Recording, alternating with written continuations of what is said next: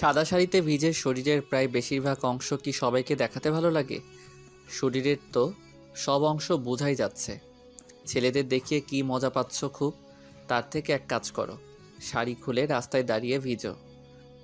উপরোক্ত কথাগুলো বলে সাফুরাত নিজের গায়ের কালো কোটটা খুলে শরণ্যাকে পরিয়ে দিল। তারপর বড় বড় করে পা ফেলে চলে গেল অন্যদিকে। শরণ্যা এতক্ষণ বোকার মতো সব শুনল। পরক্ষণেই নিজের দিকে তাকায়, মাথা নিচু করে নিল। তার মনেই ছিল না যে শরীরে সাদা শাড়ি ছিল। বৃষ্টিতে ভিজার জন্য শরীরের ভাঁজ বোঝা যাচ্ছিল। আরে, ছেলেটাকে দেখতেও তো পারলাম না, আর একটা ধন্যবাদ তাও দেওয়া হলো না। ছি স্বর্ণা, তুই নিজের একটুও খেয়াল রাখতে পারিস না। এসব যদি তোর রাত কখনো জানতে পারে তখন কি হবে বলতো? রাত বলবে যে স্বর্ণা, তুমি কি নিজের একটুও যত্ন নিতে পারো না? নিজের মনে কথাগুলো বলতেছিল শরণ্যা। শরণ্যার বৃষ্টি খুব প্রিয়। আজ ঘুরতে এসে হঠাৎ করে বৃষ্টি নামায় দৌড়ে ভিজতে শুরু করে। আর তারপরেই এত কিছু হয়। দূর থেকে রূপান্তিকা চিল্লাতে চিল্লাতে শরণ্যার কাছে আসে আর বলতে শুরু করে। শালি, তোর লজ্জা করে না সাদা শাড়ি পরে ভিজতে? ছি, কি বিচ্ছিরি! মা, এটা আবার কার কোট পরছিস? তাড়াতাড়ি বাসায় চল, নয়তো ছোট মা আমাকে মেরে আলুর ভর্তা বানাবে। শরণ্যা আর কিছু বলল না, ওইভাবেই বাড়িতে চলে গেল। কোটটা থেকে কেমন যেন একটা সুগন্ধি নাকের সাথে বাড়ি খাচ্ছে। কোটটা ভালোভাবে গায়ের সাথে জড়ায় নিয়ে বাড়ির কলিং বেলে চাপ দিল শরণ্যা। রূপন্তিকার মা এসে দরজা খুলে দেয়। শরণ্যা ভয়ে এক ভো দৌড় দেয় নিজের রুমে। তারপর ফ্রেশ হয়ে কোটটা ধুয়ে দিয়ে বারান্দায় টাঙিয়ে দেয়। এরপর বিছানায় গা এলিয়ে দিতেই তখনকার সেই কথাগুলো কানে বাজতে লাগলো। ধরফরিয়ে উঠে আয়নার সামনে গিয়ে দাঁড়ালো। ছি ছি, আমার শরীরের কি দেখছে ছেলেটা আল্লাহ জানে। ভাগ্যিস মুখটা দেখতে পাইনি, নয়তো পরে দেখলে লজ্জায় সামনে যেতে পারতাম না। উফ স্বর্ণা, তুই এত কিউট কেন রে? তোর এই বুকের তিলটা যেন তোকে আরো কিউট করে তোলে। ছি, কি নির্লজ্জ মেয়ে, নিজের প্রশংসা নিজে করতেছে। আগে ভেবে দেখ, ছেলেটা তোর শরীরের সব কিছু দেখেছে। হাই হাই হাই, কি লজ্জা, কি লজ্জা! আর ও যা শাড়ি পরে ভিজতে বারবার বারণ করলাম, সাদা শাড়ি পরিস না। না, এই মহারানী সাদা শাড়ি ছাড়া পরবে না। শরণ্যা ঠোঁট উল্টায়। সে জানতো নাকি যে এই অসময়ে বৃষ্টি শুরু হবে। সন্ধ্যার সময় ঘুরতে ভালো লাগে, সেজন্য বের হয়েছিল রূপন্তিকাকে সাথে নিয়ে। শরণ্যা কিছু না বলে মুখ ভেঙায় রূপন্তিকাকে ধাক্কা দিয়ে বিছানায় শুয়ে পড়ে। রূপন্তিকাও শরণ্যাকে জড়িয়ে নিয়ে ঘুমের রাজ্যে পাড়ি জমায়। অপরদিকে কোনো এক সন্ধ্যা রাতে তোমাকে দেখেছিলাম শাড়ি পরে বৃষ্টিতে ভিজতে। তোমার ওই লম্বা খোলা চুলে বেলি ফুলের মালা দিয়ে রেখেছিলে। সেই সন্ধ্যেটি ছিল হয়তো আমার জীবনের নতুন কোনো মোড়ের সন্ধান। তোমার ওই বুকের তিলটা যেন বারবার বেহায়ের মতো টানে তোমার কাছে আমাকে। সাফারাত হোটেল রুমের গ্রিল ধরে দাঁড়িয়ে কবিতা আওড়াচ্ছে নিজের মনে। তখন হুট করে রূপ এসে সাফারাতের মাথায় বাড়ি মেরে বলতে শুরু করে। ওয়াও, সেই তো কবিতা বলিস। তা বন্ধু, তুমি কারো প্রেমে পড়েছো নাকি? হঠাৎ এই আনরোমান্টিক বন্ধু রোমান্টিক হলো কিভাবে? তাও কোনো এক নারীর চুল তিল নিয়ে বর্ণনা দেয়। সে এসেছে হয়তো আমার এই জীবনে, এসেছে কোনো এক সন্ধ্যাবতী হয়ে আমার জীবনকে সুন্দর করে দিতে। আমি প্রেমে পড়েছি সেই সন্ধ্যারাতে দেখা পিচ্চি মেয়েটির। কে রে সেই ভাগ্যবতী যে কিনা এই সাফরাতকে তার রূপে ঘায়েল করেছে? নিশ্চয়ই সে কোনো এক পরী যার প্রেমে পড়েছে আমার সাদা সিধা বন্ধু। বলে খিলখিল করে হেসে ওঠে রূপ। সাফারাত রাগী চোখে তাকায় রূপের দিকে। হঠাৎ করে রূপ গম্ভীর কণ্ঠে বলতে শুরু করে। রূপন্তিকা প্রপোজ করেছে আজকে আমাকে। কি করব কিছুই বলতে পারতেছি না। বড় আব্বুর মেয়ে হয়, প্লাস ও আমার ছোট বোনের বেস্টু। আমি কিছু বুঝতে পারতেছি না। আজ যখন পার্কে ছিলাম তখন দেখি ও আর আমার বোন পার্কে ছিল, তখন রূপন্তিকা প্রপোজ করে। রূপ কথাগুলো বলে চুপ মেরে যায়। সাফারাতের কোনো উত্তর পায় না। রেগে সাফারাতের দিকে তাকায়, দেখে ফোনে কি জানি করতেছে আর হাসতেছে। সাফারাত মাথা উঁচু করে দেখে রূপ রেগে ওর দিকে তাকায় আছে। সাফারাত ভয়ে ঢোক গিলে রূপকে বলে। কলিজা, রাগ করিস না। তোর ভাবির ছবি ওয়ালপেপারে সেভ করলাম, লুকিয়ে অনেক কয়টা ছবি উঠাইছি আজকে, বুঝলি? আর শোন, তুই তো আমাকে বলতি রূপন্তিকাকে নাকি তোর ভালো লাগে, তাহলে অ্যাকসেপ্ট কর, সবাই মেনে নিবে, চিন্তা করিস না। হ্যাঁ, সেটা ঠিক। দেখি ফোনটাকে সেই মেয়ে যার জন্য আমার বন্ধু পাগল হয়ে গেছে, বুকের মধ্যেও টিপ টিপ ব্যথা করে। রূপ মজা করে বলে সাফারাতের থেকে ফোনটা ছিনিয়ে নেয়। ফোনটা হাতে নিতেই চমকে উঠে ওয়ালপেপারের ছবি দেখে, আর চোখে সাফারাতের দিকে তাকায়। লক খুলে গ্যালারিতে যায়, গিয়ে দেখে অনেক কয়টা ছবি। কিছু ছবিতে পেট দেখা যাচ্ছে, তাই আর দেখল না রূপ। রূপ নিজেকে শান্ত করে মুখে হাসি ফুটায়, সাফারাতকে নরম সুরে বলে, তুই কি জানিস মেয়েটা সিঙ্গেল নাকি মেরিট বা হ্যাতেনি যাই হোক, আর একটা কথা, কার অনুমতি ছাড়া ছবি ওঠানো ঠিক হয়নি, আর সেটা মাথায় রাখিস। আর এসব কি ছবি উঠাইছিস পেট দেখা যায়? রূপ, তোর কি হলো? এমন গম্ভীর হলি কেন? রাগ করতেছিস হয়তো। আরে আমি কি ইচ্ছা করে এমন ছবি উঠাইছি? মেয়েটা বৃষ্টিতে ভিজার জন্য শরীরের কাপড় লেপটে ছিল, তাই এমন হয়েছে ছবি। আর আমার কোটটা দিয়ে আসছি, তোর গায়ে লাগে না আমার প্রিয় কোড ওইটা? যাক বাদ দে, চল। আমাদের ফ্রেন্ডশিপের 10 বছর হচ্ছে, সেই ইন্টার থেকে আমরা ফ্রেন্ড। কখনো আমাদের বাসায় যাসনি, আমি অনেকবার গেছি তোর বাসায়। আজকে আমাদের বাসায় চল, ওখানে গিয়ে থাকবি। আজকাল নিজের বাসা ভেবে চল। সাফারাতও আর কিছু বলল না। কখনো যায়নি রূপের বাসায়, তাই রূপের সাথে গাড়ি নিয়ে বের হলো। রূপ বাসায় এসে কলিং বেলে চাপ দিলে রূপান্তিকা এসে দরজা খুলে দেয়। ভাইয়া কই ছিল এতক্ষণ? রাত 9টা বাজে। আর উনি কে তোমার সাথে? আর শরণ্যা তোমাকে খুঁজতেছে ভাইয়া। বাবা ওরে বকা দিচ্ছে, কান্না করতে করতে ঘুমাইছে না খেয়ে। দরজা ছাড় আর ভিতরে আসতে দে আগে। আর কি হয়েছে? বকা দিচ্ছিস কিসের জন্য? কি করেছে? আবার কোনো ঝামেলা করেছিস নাকি? তোরা দুইজন তো এসব করে এক্সপার্ট। সর যাও। নিজের বোনের থেকে শোন কি হয়েছে, আর আমার উত্তর কখন দিবা? রূপ কিছু না বলে নিজের রুমে গিয়ে ফ্রেশ হলো।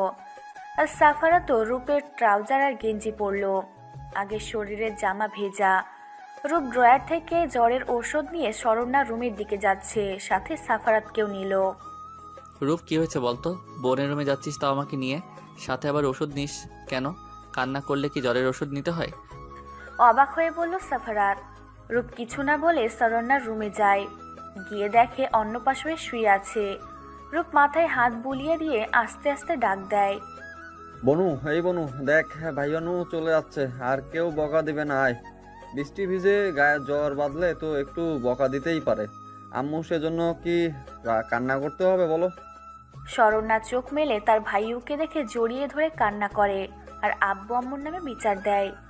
সাফারাত শরণ্যার চেহারা দেখে ভ্যাপাচাকা খায়। এটাই তো তার বৃষ্টিবিলাসী প্রিয়সী। ও শালাবাবু এর জন্য তখন ফোনে ছবি দেখে আমার উপর রাগ ঝাড়ছে। হায় রে কপাল, শেষে কিনা বন্ধুর বোনের প্রেমে পড়লাম। কপালে শনি আছে আমার। ঢোক গিলে মনে মনে বলে সাফারাত, আর চোখে বারবার রূপের দিকে তাকায় সাফারাত। রূপ বুঝতে পেরে কিছু না বলে শরণ্যাকে বুক থেকে ওঠায়, বলতে শুরু করে, বনু কাঁদিস না, চল। গায়ে জ্বর আসছে, খেয়ে ওষুধ খেয়ে নিবি।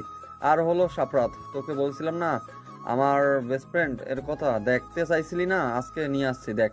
যা ফ্রেশ হয়ে আয়, আমারও খুব ক্ষুধা লাগছে। সাফারাতের হাত টেনে নিয়ে নিচের ড্রয়িং রুমে যায়, গিয়ে দেখে সবাই এসে পড়েছে খাওয়ার জন্য। আসসালামু আলাইকুম আন্টি আঙ্কেল, কেমন আছেন আপনারা? ওয়ালাইকুম আসসালাম বাবা, ভালো আছি। তুমি কেমন আছো? তোমাকে কত বলে আসার কথা, আসোই না, আজ আসলে? এইভাবে কিছুক্ষণ কথা বললে একটু পর স্মরণ না আসলে সবাই খেতে বসে। খেতে খেতে সবার পরিচয় দেই। শরণ্যা ইসলাম, বাবা শফিকুল, মা রূপালী, ভাই রূপ, বড় আব্বু আতিকুল, বড় আম্মু মার্জিয়া, বড় বাবার মেয়ে রূপান্তিকা। রূপন্তিকা আর শরণ্যা সেম ক্লাস, এবার অনার্স 2য় বর্ষে। আর রূপ ও সাফারাত দুইজন মিলে বিজনেস করে একসাথে শেয়ারে। সাফারাতের বাবা ফিরোজ, মা সালমা। খাওয়া দাওয়া শেষে শরণ্যা ওষুধ খেয়ে নিজের রুমে যায়। রূপ আর সাফারাত রূপের রুমে যায়। সাফারাত ধরাম করে বিছানায় রূপকে ফেলে দিয়ে জড়িয়ে নিয়ে বলতে শুরু করে, সরি বন্ধু, জানতাম না যে তোর বোন ওইটা। একবার যখন মনটা দিয়ে দিছি তখন আর ফিরিয়ে নিতে পারবো না আমি। মাফ কর। আর বোন, জামাই বানানোর জন্য তৈরি হ। রূপ মুচকি হেসে সাফারাতকে ঘুমাতে বলে রুম থেকে বেরিয়ে পড়ে। এদিকে রূপান্তিকা ঘুমের মধ্যে বুঝতে পারে কেউ তাকে কোলে নিয়ে কোথায় যাচ্ছে। হুট করে কোল থেকে নামিয়ে দেয় রূপান্তিকা। তাড়াতাড়ি চোখ খুলে দেখে রূপ সামনে দাঁড়িয়ে আছে। যখনই রূপান্তিকা চিল্লাতে যাবে তখন রূপ মুখ চেপে ধরে। হুশ, চিল্লাস না, আমি অন্য কেউ না। শোন, তোকে আগে থেকে আমি পছন্দ করতাম, এখন কাল তুই নিজে প্রপোজ করায় ভেবে দেখলাম কতদিন আর একা থাকবো বল। তাই কি আর করার, সকালে সারপ্রাইজ আছে তোর জন্য। কথাগুলো যেন রূপান্তিকার কানে বাজতেছে। রূপও তাকে ভালোবাসে। নিজের মধ্যে কেমন যেন একটা শিহরণ বয়ে যাচ্ছে রূপন্তিকার শরীরে। রূপের দিকে ঘুরে শক্ত করে জড়িয়ে ধরে রূপান্তিকা। পরক্ষণেই কারো হাসির শব্দে রূপ আর রূপান্তিকা ঘুরে দাঁড়ায়। দেখে সামনে শরণ্যা আর পিছনে সাফারাত দাঁড়িয়ে আছে। তোরা এখানে কখন আসলি? দেখ, যা দেখছিস ভুলে যা, আমি ভালো ছেলে। রূপের কথায় সাফারাত আর শরণ্যা হেসে ওঠে। পরক্ষণেই শরণ্যা ভ্যা ভ্যা কেঁদে দেয়। সবাই অবাক হয়ে ওর দিকে তাকায়। সাফারাত প্রশ্ন করেই বসে, কি হয়েছে? ভাইয়া লুকিয়ে প্রেম করে আমাকে ও বলেনি। আর রূপন্তিকা, ও তো আমার ফ্রেন্ড, তাও বলেনি আমাকে। তেমন কিছু না পাগলি, কান্না থামা। আর তুই কখন আসলি ছাদে? রাতে ছাদে কেন? আর সাপরাত তুই? এমনি তাকাবি না, আমার ঘুম ধরতেছে না, তাই বাহিরে আসলাম। তখন দেখি শরণ্যা মানে তোর বোন এই দিকে আসতেছে, তাই পিছু পিছু আসলাম। পরে সবাই বসে আড্ডা দিতে লাগলো। একসময় শরণ্যা বলে উঠল, ভাইয়া তুমি না বলছো আমার রাতকে নিয়ে এসে দিবা? কই, কবে এনে দিবা বলো তো? তুমি কথা দিয়ে কথা রাখো নাই। এমনকি আমার রাতও আমাকে কথা দিয়ে কথা রাখে নাই। সে আমাকে ছেড়ে চলে গেল, আর আসলো না। চুপ, আমাকে রাগাবি না। এই রাত 5 বছরের ছবি এনে আমাকে বলতেছে যে ভাইউ আমাকে খুঁজে এনে দাও। আমি কই পাবো তুই বলতো? সাপরাত আমার বোনকে পাবনা দিয়ে আয় তো। যা কবে কার সেই রাত আমি কখনো দেখি নাই। ও নাকি ছোট থাকতে একসাথে খেলেছে, এখন তাকে যাচ্ছে। ওরে ছাড়া নাকি বিয়ে করবে না। রূপের এই কথাটাই বাকি ছিল সাফারাতের শোনা। যাকে সে পছন্দ করে সে নাকি আবার অন্য কাউকে ভালোবাসে। সাফারাত রাগী চোখে শরণ্যার দিকে তাকায়। তারপর কি মনে করে রাতের ছবি দেখতে চায়।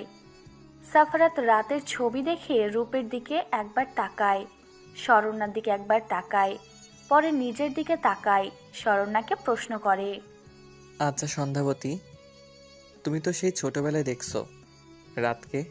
এখন যদি সে অন্য কাউকে বিয়ে করে সংসার করে, আর তাহলে তুমি কি অন্য কাউকে বিয়ে করবে নাকি? তাই রাতকে ভুলে যাও, সে তো তোমার এতদিনে খোঁজ রাখে নাই। সাফারাতের কথায় রেগে গিয়ে সাফারাতের হাতে জোরে কামড় দেয় শরণ্যা। সাফারাত চিল্লিয়ে উঠে বলে বসে, রাক্ষুসী। শরণ্যা যেন তা কানেই নিল না, জোরে জোরে চিল্লিয়ে বলে উঠল, আমার রাত আমাকে ছাড়া কাউকে বিয়ে করতে পারে না। আমার রাত আমাকে কথা দিয়েছে সে আমাকে ছাড়া কাউকে বিয়ে করবে না, আর সে আমার কাছে একদিন ফিরে আসবে। আর যদি বিয়েও হয়ে থাকে তাও আমার রাতকে চাই, মানে চাই। শরণ্যার কথায় সবগুলো ওর দিকে অবাক আর বিস্ময় নিয়ে তাকিয়ে আছে। যে রাত এখন বড় হয়েছে, কিভাবে চিনবে? ও পাগলের মতো কথাবার্তা বলে সব। শরণ্যা চিল্লাচিল্লি করে নিচে চলে যায়। হুট করে রূপ প্রশ্ন করে, কিরে সাপরাত, তুই সন্ধ্যাবতী বললি কেন স্বর্ণাকে? ওর নাম তো সন্ধ্যাবতী না। তুই ও কি পাগল হলি? বুঝবে না বন্ধু, দেখা হয় আমার কোনো কোনো সন্ধ্যায়। তাহলে বলো না শরণ্যা থেকে করি সন্ধ্যাবতী।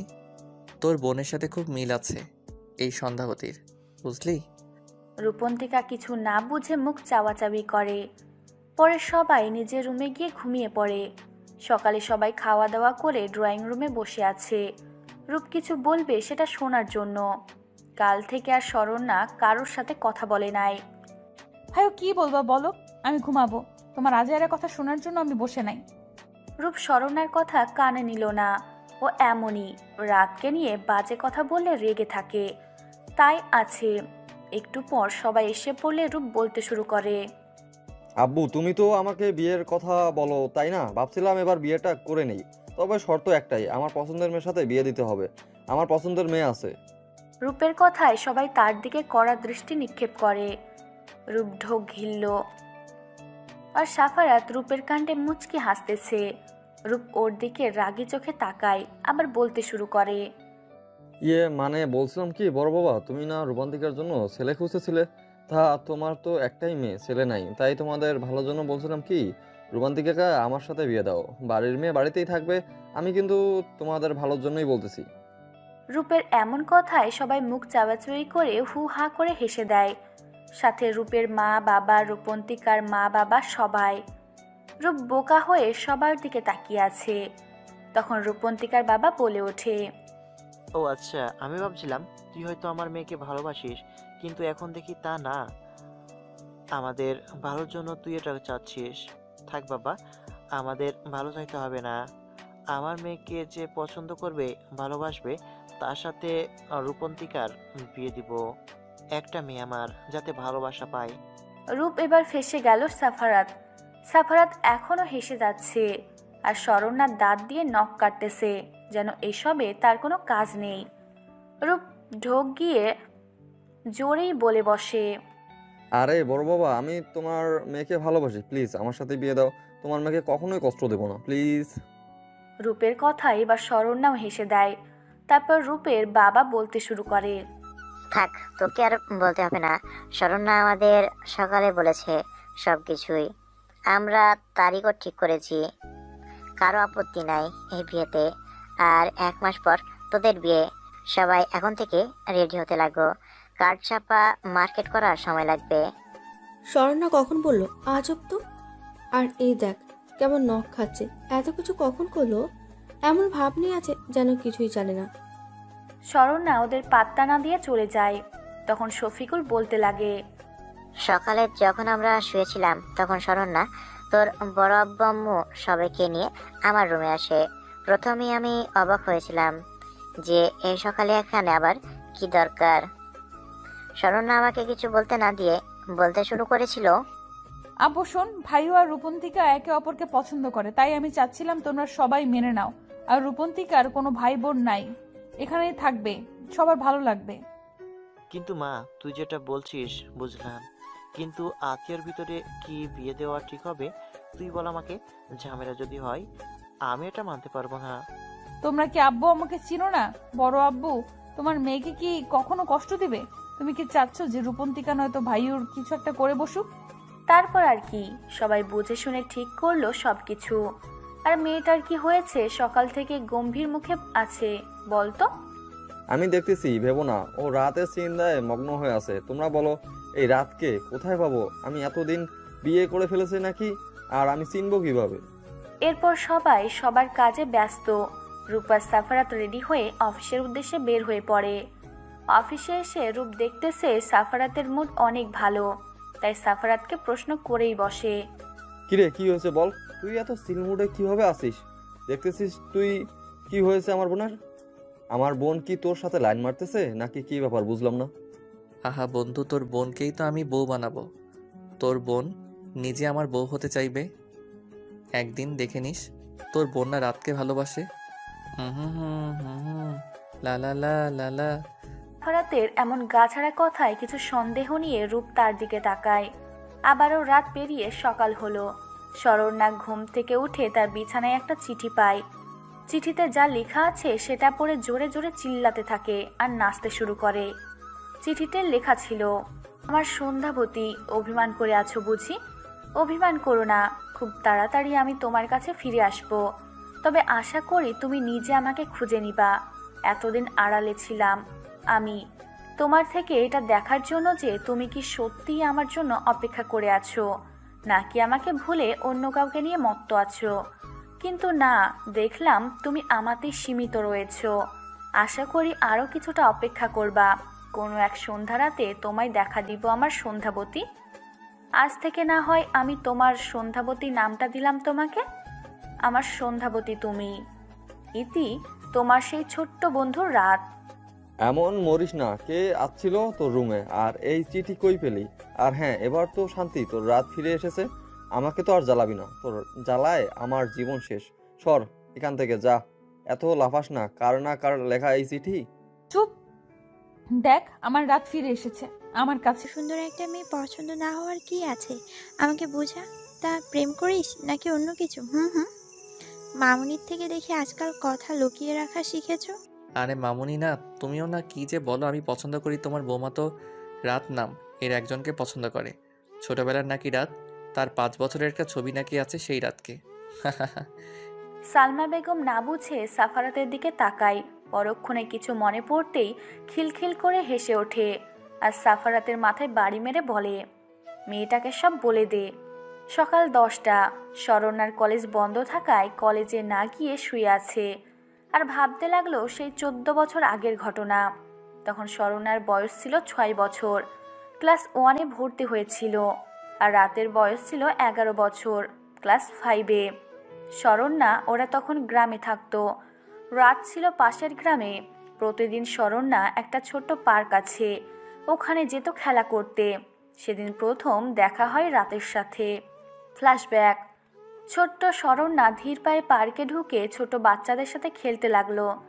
তখন রাত দূর থেকে শরণ্যার বাচ্চামি ফেস দেখে মায়া হয়, তাই রাত শরণ্যার কাছে এসে শরণ্যাকে ডাক দেয়। এই পিচ্ছি, এদিকে আসো। তোমার নাম কি? তুমি এত কিউট কেন? আমার বউ হবে? অনেক আদর করব। তোমাকে আমার অনেক ভালো লাগছে। বউ বউ কি? হ্যাঁ, বউ হব? তাহলে আমাকে তুমি প্রতিদিন চকলেট এনে দিবা, ফুল দিবা, বলো। হ্যাঁ দিব, প্রতিদিন নিয়ে আসবো তোমার জন্য। তুমি আমাকে জামাই বলবা, আমি বউ বলবো, কেমন? তোমার নাম কি পিচ্ছি? আমার নাম স্বর্ণা। তোমার নাম কি? তুমি এত পাতলা কেন? কেমন লাগে? কিন্তু তুমি অনেক সুন্দর। আমার নাম সাফরাত, বুঝলে পিচ্ছি বউ? সারাত। তোমার নাম সালাদ সাপরাত। হুশ হয় না, এত বড় নাম কেন? ছোট বলো, আমি এত বড় বলতে পারবো না, তুমি বলো। ওকে ওকে, আমার বউ। কি বলবো কি বলবো? আচ্ছা সাফরাত না, তুমি শুধু রাত করে বলবা, কেমন? তোমার জন্য না হয় রাত নামটা দেওয়া হলো। তারপর পরের দিন রাত আসে ওই পার্কে। শরণ্যা রাতকে দেখে দৌড়ে যায় তার দিকে। রাতও মুচকি হেসে শরণ্যাকে নিয়ে বেঞ্চে বসে। তখন শরণ্যা রাতকে বলে, আমার বর, তুমি এসেছো? দাও, আমার ফুলটা, চকলেটটা দাও, সব দাও। তুমি এসেছো, দাও, খাবো, দাও। সাফারাত মজা করে বলে যে আমি আনি নাই। তখন জোরে সাফারাতের হাতে একটা কামড় বসিয়ে দেয়। সাফারাত প্রথমে লাফিয়ে ওঠে, পরক্ষণে নিজেকে শান্ত করে সব বের করে দেয়। এবার ছোট্ট শরণ্যা বোকার মতো তাকিয়ে আছে। রাত মুচকি হেসে শরণ্যার গালে চুমু এঁকে দেয়। এভাবে তাদের দিন কাটতেছিল। একদিন সাফারাত তার 5 বছরের একটা ছবি শরণ্যাকে দেখালে সেটা শরণ্যা একবারে নিয়ে নেয় আর সাফারাত এর থেকে ছবিটি লিখে নেয়, আমার জামাইলাত। দিন চলতে থাকে তার গতিতে। তাদের ছোট্ট পাগলামি ভালোবাসা হাসি ঠাট্টা করতে করতে 1 বছর কেটে গেল। একদিন বিকালে শরণ্যা যখন রাতের জন্য দেরি করতেছিল পার্কে, তখন রাত দৌড়ে হাঁপাতে হাঁপাতে এসে শরণ্যাকে বলে, বউ বউ শোনো, মামুনি না আমাকে নিয়ে ঢাকা যাবে আর এখানে থাকবে না। তোমার সাথে আমার আর দেখা হবে না। আমি বড় হয়ে তোমার কাছে ফিরে আসবো, তোমাকে বিয়ে করে নিয়ে যাব, কেমন? না না না, তুমি কোথাও যাবে না। আমি কার সাথে খেলবো? তুমি কোথাও যাবে না জামাই, তুমি আসবে না আর তুমি যাবে না, কেমন? পাগলামি করে না বউ, কথা দিলাম আমি আবার তোমার কাছে ফিরে আসবো। আমার জন্য অপেক্ষা করবে তুমি, কেমন? কাউকে বিয়ে করবে না, একদিন বউ বানিয়ে নিয়ে যাব আমি তোমাকে। কান্না করেন আমার পাগলি। শরণ্যা তখন পাগলের মতো কান্না করতে থাকে। পরে রাতকে কথা দেয় রাতকে ছাড়া কাউকে বিয়ে করবে না সে। সেদিনের পর এতটা বছর চলে গেল। শরণ্যা সব সময় রাতের সেই ছবিটা দেখতো আর এটাই ভাবতো রাত তার জামাই। সেই ছোট মনে কথাগুলো জমিয়ে থাকে। শরণ্যা রূপন্তিকার ডাকে বাস্তবে ফিরে আসলো। বর্তমান। কি ভাবিস এত? চল, ভালো লাগতেছে না, কোথাও থেকে ঘুরে আসি। আর সময় নাই, এই বাড়ির বউ হবো কোনদিন জানি না। শরণ্যা কিছু না বলে রূপন্তিকার সাথে বাহিরে বের হয় আর সাফারাত নিজের কেবিনে বসে বসে ভাবতে থাকে আর মনে মনে বলে, সরি আমার ছোট বউ শরণ্যা, তোমার কথা রাখতে পারি নাই। আমি কথা দিয়েছিলাম তোমাকে বিয়ে করব, তোমার কাছে ফিরে যাব একদিন, কিন্তু ঢাকা আসার পর তোমার কথা আর মনে ছিল না। প্রথম দিন ঢাকায় এসে মামুনিকে বলেছিলাম তোমার কথা, আর কখনো তোমাকে মনে হয় নাই। আর তুমি কি না এখনো সে আমি ছোট রাতকে পাগলের মতো ভালোবাসো? তুমি কথা রেখেছো, অথচ আমি রাখতে পারলাম না। কখনো যদি জানতে পারো যে আমি তোমাকে ভুলে গেছি, তাহলে কি করবে তুমি জানি না। সাফারাতের খুব খারাপ লাগতেছে। তার বয়স বেশি ছিল, তবুও শরণ্যাকে ভুলে গেছিল। আর ছোট্ট শরণ্যার সব মনে আছে। রূপ সাফারাতের কেবিনে এসে দেখে সাফারাত কিছু ভাবতেছে।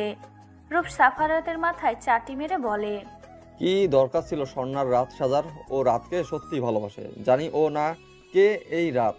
ছোট থাকতেই প্রতিদিন আমাদের গ্রামে ছোট পার্কে খেলতে যেত।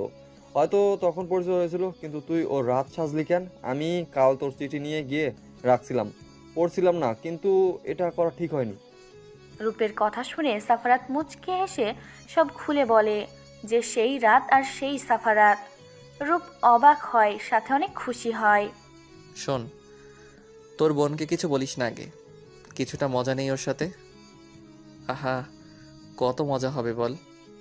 হঠাৎ করে দরজার দিকে তাকিয়ে ভয় পেয়ে যায় সাফারাত রূপ দুজনেই। শরণ্যার রূপন্তিকা দাঁড়িয়ে আছে।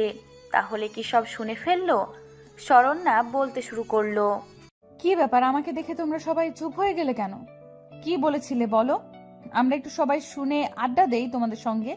আর ভাইয়া, তুই আজকে একা চলে আসছিস কেন? আমিও তো তোর সঙ্গে আসতে চাইছিলাম। সাফারাত তো ভয় পেয়ে গেছিল যে শরণ্যা সব কিছু শুনে ফেলেছে নাকি। শুনতে পারে নাই ভেবে এবার হাসি মুখে বসে শরণ্যাকে বলতে শুরু করলো, কি ব্যাপার, তোমরা এখানে কি করতেছো?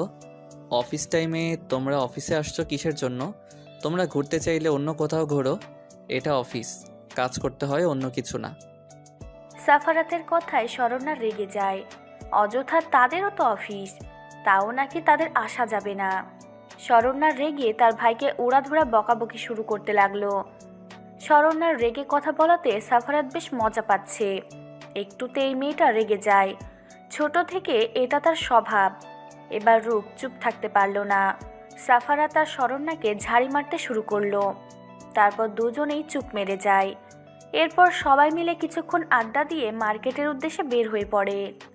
মার্কেটে গিয়ে সবাই বেশ কিছু কেনাকাটা করার পর যখন রেস্টুরেন্টের উদ্দেশ্যে রওনা দিবে, তখন হুট করে কোথা থেকে একটা ছেলে এসে শরণ্যাকে জড়িয়ে ধরে।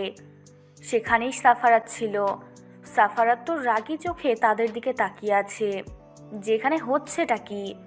এমন হুট করে জড়িয়ে ধরার জন্য শরণ্যাও কিছুটা ভড়কে যায়।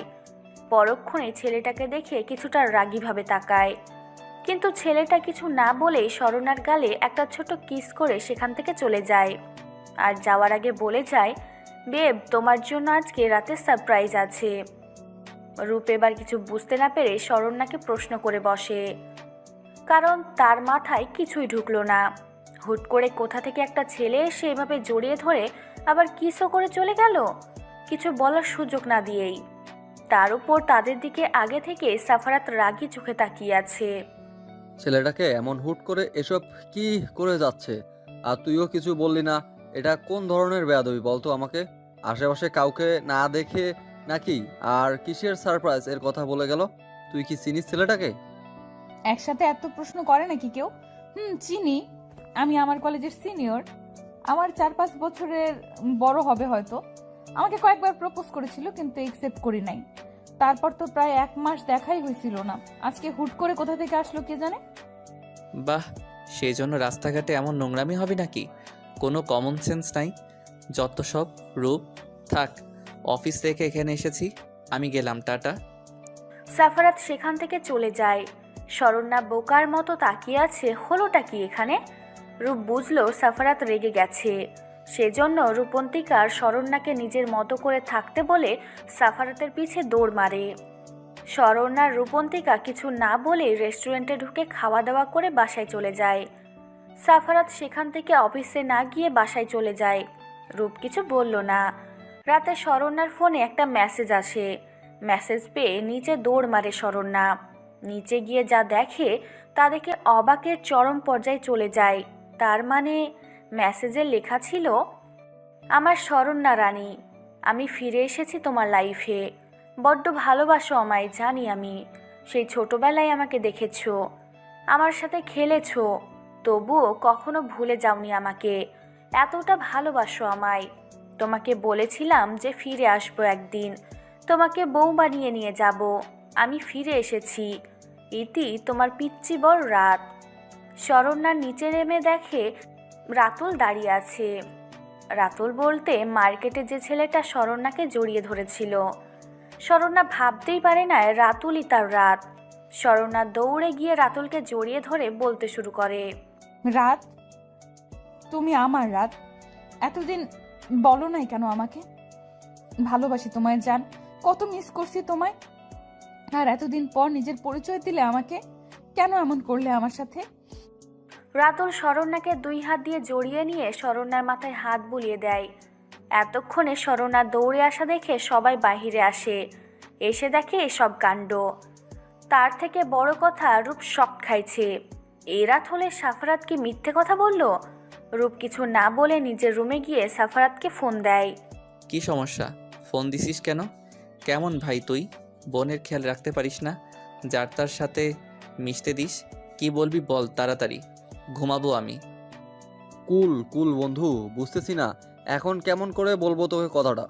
যে রেগে আসিস তার উপর না জানি আমার কথাগুলো শুনলে স্ট্রোক না করিস। মাথা ঠান্ডা কর আর আমার কথাগুলো শোন। তার আগে নিজেকে কন্ট্রোল কর। মেজাজ খারাপ করাস না বাল। কি বলবি বল তো? মাথা ব্যথা করতেছে, রাগ উঠছে। কি বল, কি এমন বলবি? এত হিয়ালি করিস না তো। আসলে শোন, মার্কেটে যে ছেলেটাকে দেখলি সে এসে নিজেকে রাত দাবি করতেছে। এখন কি করব বুঝতেছি না। আসলে কে রাত, তুই নাকি ওই ছেলেটা? কিছু একটা বল যাতে করে বুঝতে পারি আমি। হোয়াট? ওই তোর কি মনে হয় আমি মিথ্যা কথা বলতেছি? আচ্ছা একটা কাজ কর, তুই ওই ছেলেটার হাত দেখ। আমার হাতে তোর বোন কামড় দিছিল, এখনো দাগ আছে। তুই দেখ আছে নাকি। আর কোনো প্রমাণ তো নাই আমার কাছে, এটাই চেক কর। রূপ এবার রুম থেকে বের হয়ে দেখে রাতুল আর শরণ্যা বসে বসে গল্প করতেছে। রূপ এসে রাতের হাত চেক করে দেখে দাগ আছে। রূপ এবার কি করবে বুঝতে পারে না, তাই শরণ্যা কি বলে, শরণ্যা, কোথা থেকে কে এসে বললো আমি রাত? তাহলে কি তোকে বিশ্বাস করতে হবে নাকি? আগে তো সব পরীক্ষা করে দেখ, এ তোর রাত নাকি অন্য কেউ। হয়তো পরে যে মিথ্যা বলতেছে তোকে ভালোবাসে তাই। কি বলিস এইসব ভাইয়া? এই দেখ, রাতের হাতে কামড়ের দাগ, আর ছোটবেলায় যা যা হয়েছে সব বলতে পারছে আমাকে। তুই কি আমাকে ভালো থাকতে দিবি না? শরণ্যার রাগ দেখে রূপ কিছু না বলে চলে যায়। রাতও একটু পর চলে যায়। রূপ সাফারাতকে সব বলে। শরণ্যার নিজের রুমে গিয়ে শান্তিতে ঘুমিয়ে পড়ে। সকালে শরণ্যা আজ অনেক হ্যাপি। কালকে তার রাতকে পেয়েছে। সে নাচতে নাচতে নিচে নেমে দেখে সবাই ড্রয়িং রুমে বসে আছে। শরণ্যাও গিয়ে সেখানে বসে। শরণ্যার বাবা বলে ওঠে, শরণ্যা, রাতকে যেহেতু পাইছিস, তো বিয়েটা তাহলে তোর আর রূপের একসাথে কমপ্লিট করি, কি বলিস? রাতের সাথে কথা বলে দেখ কি বলে। আসতে বল তার মা বাবাকে আমাদের বাসায়। রূপ তার বাবার কথায় কেসে ওঠে আর ভাবে সাফারাত কি করবে আল্লাহই জানে। শরণ্যার অবস্থা খারাপ করবে যে ছেলে। শরণ্যা উঠে গিয়ে রাতকে ফোন দিয়ে সব বলে। রাতও অনেক হ্যাপি। সে শরণ্যাকে অনেক কষ্টে বাগিয়ে আনছে। আর তাড়াতাড়ি বিয়ে করতে পারলে শরণ্যা শুধু তারই থাকবে, আর কেউ চাইলেও তার থেকে ছিনিয়ে নিতে পারবে না। বিকালে রাত তার বাবা মাকে নিয়ে শরণ্যাদের বাসায় এসে সব কিছু ঠিকঠাক করে চলে যায়। রূপ আর শরণ্যার বিয়ে একদিনই হবে। রূপ সকাল থেকে ফোন দিচ্ছে সাফারাতের কাছে, কিন্তু সাফারাতের কোনো খবর নাই। কিছু মাথায় আসতেছে না। রাত 12টা, সবাই ঘুমিয়ে আছে। চুপি চুপি সাফারাত শরণ্যাদের বাড়িতে প্রবেশ করে। রূপ ঘুমের মাঝে বুঝতে পারে কেউ তাকে শূন্য ভাষায় নিয়ে যাচ্ছে। হুট করে রূপ চিল্লিয়ে ওঠে। সামনে তাকায় দেখে ভয় পেয়ে যায়। তুই এ তো রাতে তুই আমার বাসাতে কি করিস? আসলে তুই কি সারাপাত নাকি? ও মা গো, ভূত বাঁচাও আমাকে, বিয়ের আগে মেরে ফেললো গো, আমার মাজা গেল গো। চুপ, একটা কথাও না। ভূতের বাপ আমি। মেজাজ খারাপ আছে, একদম ন্যাকামি করবি না মেয়েদের মতো। ওই তোর বোনের কাণ্ডজ্ঞান নাই? রাতকে ভালোবাসি ভালোবাসি করে মরতেছে, অথচ আমাকে না চিনে অন্য একজনের সাথে বিয়ে কমপ্লিট করছে। তোর বোনকে মেরে ফেলবো আমাকে ছাড়া অন্য কাউকে বিয়ে করলে। মানে বলছি কি, শোন না, তুই একদম আমার বোনের দিকে নজর দিবি না। দেখ, ও যেটা খুশি সেটাই ওকে দিতে চাই, তাই প্লিজ ঝামেলা করিস না। আমি জানি তুই রাত, কিন্তু দেখ রাতুল ছেলেটাকে আর কেন এমন করতেছে কে জানে। আর যাই হোক, ছেলেটা শরণ্যাকে ভালোবাসে, তাই প্লিজ ভালো থাকতে দে ওদের মাঝখানে আসিস না। কি বললি তুই? রূপ, তুই ঠিক আছিস? বল তো আমাকে, কি বলতেছিস তুই এসব? তুই খুব ভালো করে জানিস এই কয়দিনে তোর বোনকে কতটা ভালোবাসি, আর সেই তুই কিনা আমাকে এসব বলতেছিস? দেখ, রাগাবি না আমাকে। আমি খোঁজ নেওয়ার চেষ্টা করতেছি ছেলেটা কি চায়, আর কে সে যে নিজেকে রাত বলে দাবি করে, আর এমন কি রাতের চিহ্ন তার মাঝে। দেখ, জানি তুইও কতটা ভালোবাসিস শরণ্যাকে, তবুও আচ্ছা যা ভালো বুঝিস কর। আমার বোন যদি কোনো কষ্ট পায় তোর থেকে, তাহলে কিন্তু ছেড়ে কথা বলবো না, আমি বলে দিলাম। এটা আমার নয়নের মণি, খুব ভালো করে জানিস। ও যখন যেটা চায় আমি সেটাই দিয়েছি।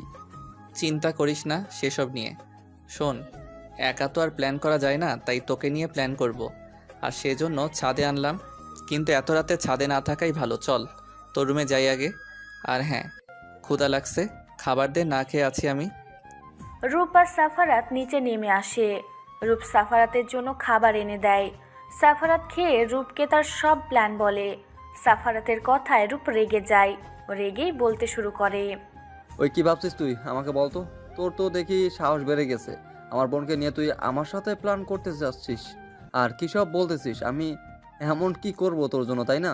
লাত্তি খাবি, সর ভাগ। প্লিজ কলিজা, আমার রাগ করিস না। দেখ, তুই ছাড়া তো আমার আর বেস্ট ফ্রেন্ড নাই। তুই তো কারোর সাথে মিশতে দেশ নাই, তাই তুই আমার জেশশালা হওয়ার আগে কিন্তু আমার বন্ধু। তাই প্লিজ না করিস না, যা বলতেছি রাজি হ। প্লিজ কলিজা আমার, প্লিজ। তুই ছাড়া কিন্তু আর কোনো রাস্তা নাই। ওকে ওকে, কুল, ওকে থাক, আর বলতে হবে না। কাল থেকে মিশন শুরু করতে হবে, আর দেখতে হবে কে রাতুল কেন ভালোবাসে, আর এমন মেয়ে আছে কিনা যে টাকার জন্য সব করতে পারে। তবে আর কি, আমার কোমরটা তো ভেঙছিস তুই। আর ঘুমা, আর কোনো কথা বলিস না রাতে। ইয়ে মানে বলছিলাম কি বন্ধু, তুই থাক, আমি একটু আমার বউটাকে দেখে আসি। প্রমিস কিছু করব না বিয়ের আগে। বিয়ের পরের কথা কিন্তু ভিন্ন। এইদিকে সাফারাতের কথা শুনে রূপ হেসে দেয়। সাফারাত রূপের রুমের সামনে এসে দেখে দরজা ভিতর থেকে বন্ধ করা। সাফারাত ভাবে এটাই বুঝি হওয়ার ছিল। পরক্ষণে মনে পড়ে এদের সব রুমের ডুপ্লিকেট চাবি আছে, যার দ্বারা বাহির থেকে দরজা খোলা যায়। সাফারাত রূপের সাথে ঝগড়া করে চাবিটা নিয়ে আসে। রুমের দরজা খুলে ভিতরে প্রবেশ করে দেখে শরণ্যা এলোমেলোভাবে শুয়ে আছে। সাফারাত দরজা লাগিয়ে শরণ্যার পায়ের কাছে গিয়ে বসে, আর পকেট থেকে একটা পায়েল বের করে শরণ্যার পায়ে পরিয়ে দেয়। এরপর শরণ্যার ঘুমন্ত কয়েকটা ছবি উঠিয়ে নেয়, সাথে পায়েল পরা পায়েরও কয়েকটা ছবি ওঠায়, আর ভাবতে থাকে সেই ছোটবেলার কথা। সাফারাতের সব মনে পড়ে গেছে। সাফারাত মুচকি এসে ভাবে সেই দিন এর কথা, যেদিন সাফারাত শেষবারের মতো শরণ্যার সাথে দেখা করেছিল। অতীত। সাফারাত যখন শরণ্যার থেকে বিদায় নিয়ে চলে যাবে, তখন শরণ্যার পিছন থেকে সাফারাতের হাত টেনে ধরে আর কেঁদে দেয়। সাফারাত শরণ্যার চোখে পানি মুছে দিয়ে কপালে চুমু এঁকে দিয়ে বলে, এ আমার পিচি বউ, কাঁদে না শোনাবো আমার। আমি একদিন তোমার কাছে ঠিকই ফিরে আসবো, দেখে নিও। একদম মন খারাপ করবে না, কেমন? কি হয়েছে তোমার? এভাবে কান্না করলে কি আমার যেতে মন চাইবে বলো? আচ্ছা কি নিবে বলো? যখন ফিরে আসবো তোমার কাছে, তখন কি নিয়ে আসবো বলো? এটা শুনে যেন শরণ্যা অনেক খুশি হয়। শরণ্যা সাফারাতের হাত ধরে ঘুরতে শুরু করে আর বলে, সত্যি তুই আমার জন্য আমি যা চাইবো তাই নিয়ে আসবি? সত্যি তুমি আমার জন্য আমি যা চাইবো তাই নিয়ে আসবা? তাহলে কি চাইবো তুমি বলো? তোমাকে ছাড়া তো কিছু ভালো লাগে না আমার রাত ভর। আচ্ছা, তুমি আমাকে ঝুনঝুনিওয়ালা একটা নূপুর এনে দিও, কেমন? সেদিন সাফারাত শরণ্যার কথা শুনে মুচকি হাসি দিয়ে চলে আসে। বর্তমান। সাফারাতের ধ্যান ভেঙে যায় শরণ্যার নড়চড় করাতে। সাফারাত কি জানি ভেবে শরণ্যার ঠোঁটে ঠোঁট ছোঁয়, একটা ছবি ওঠায়, তারপর ঘাড়ের কাছে যে তিলটা ছিল সেইটাতে একটা ছোট্ট করে চুমু এঁকে দেয়। এরপর সাফারাত তার নিজের হাতের দিকে তাকায়। এই কামড়ের দাগটা শরণ্যার দেওয়া।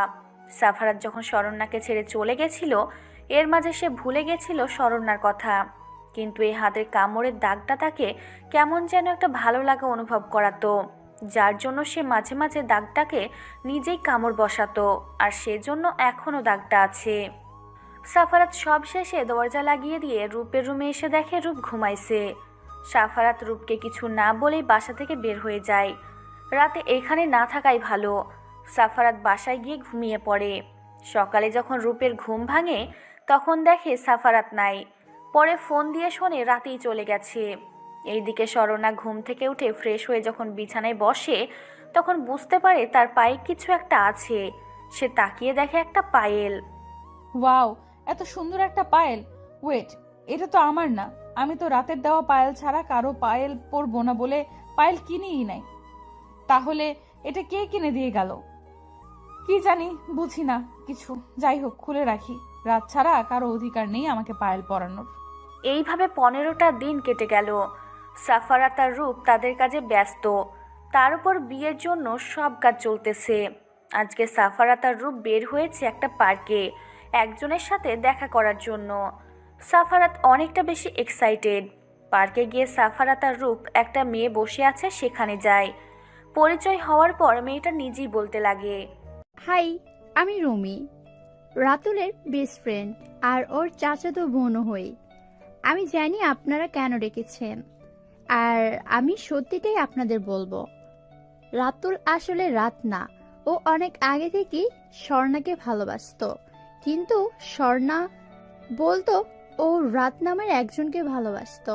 তো এটা নিয়ে রাতুল অনেক খোঁজ নিয়ে রাতের ব্যাপারে এইসব জানতে পারে যে রাতকে কেমনভাবে কি হয়েছে। সেটা মূলত নেটে একটা পেজ আছে, ওখানে স্বর্ণা নাকি তার কাহিনী বলেছিল। ওইখানে রাতুল সব জানতে পারে, আর তারপর রাত সেজে আসে। ও, এই ব্যাপার।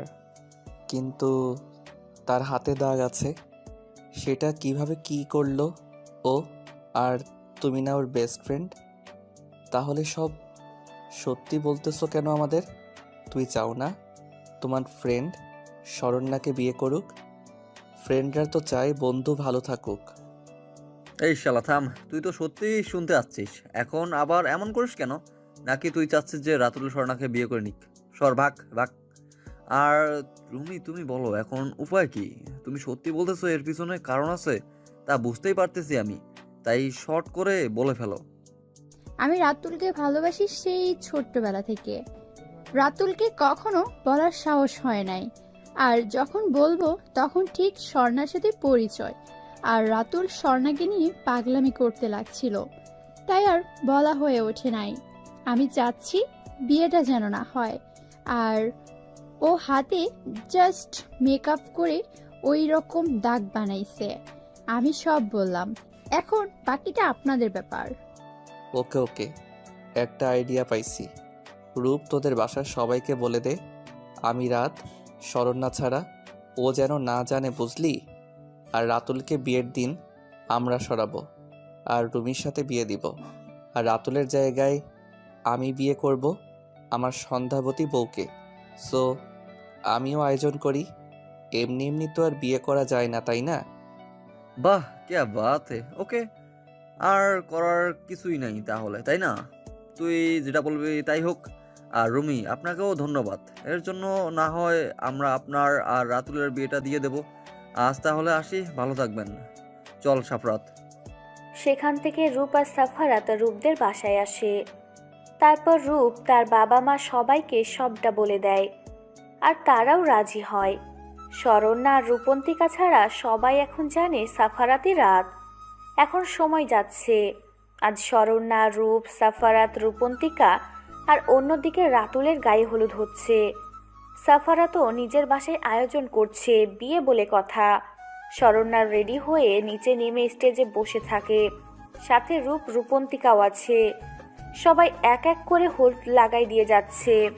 শরণ্যা খেয়াল করলো যে তার ভাইয়ের বিয়ে ও হচ্ছে, অথচ আজ সাফারাত নাই।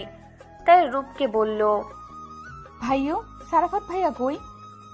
তোর বিয়ে সারাফাত ভাইয়া না তোর বেস্টু? তাহলে আসলো না কেন? কি ব্যাপার বলতো? কেমন বেস্টু যে বেস্টুর বিয়েতে আসে না?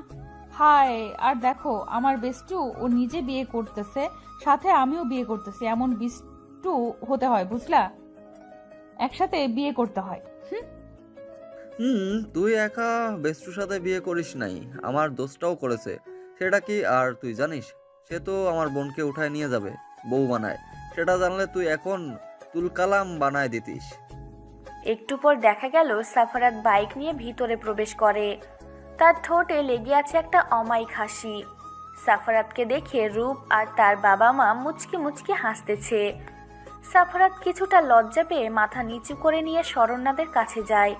গিয়েই শরণ্যার গালে হলুদ মাখাই দিয়ে বলে, কি মনে হয় সন্ধ্যাবতী যে আমার ফ্রেন্ডের বিয়েতে আসবো না, তাই না?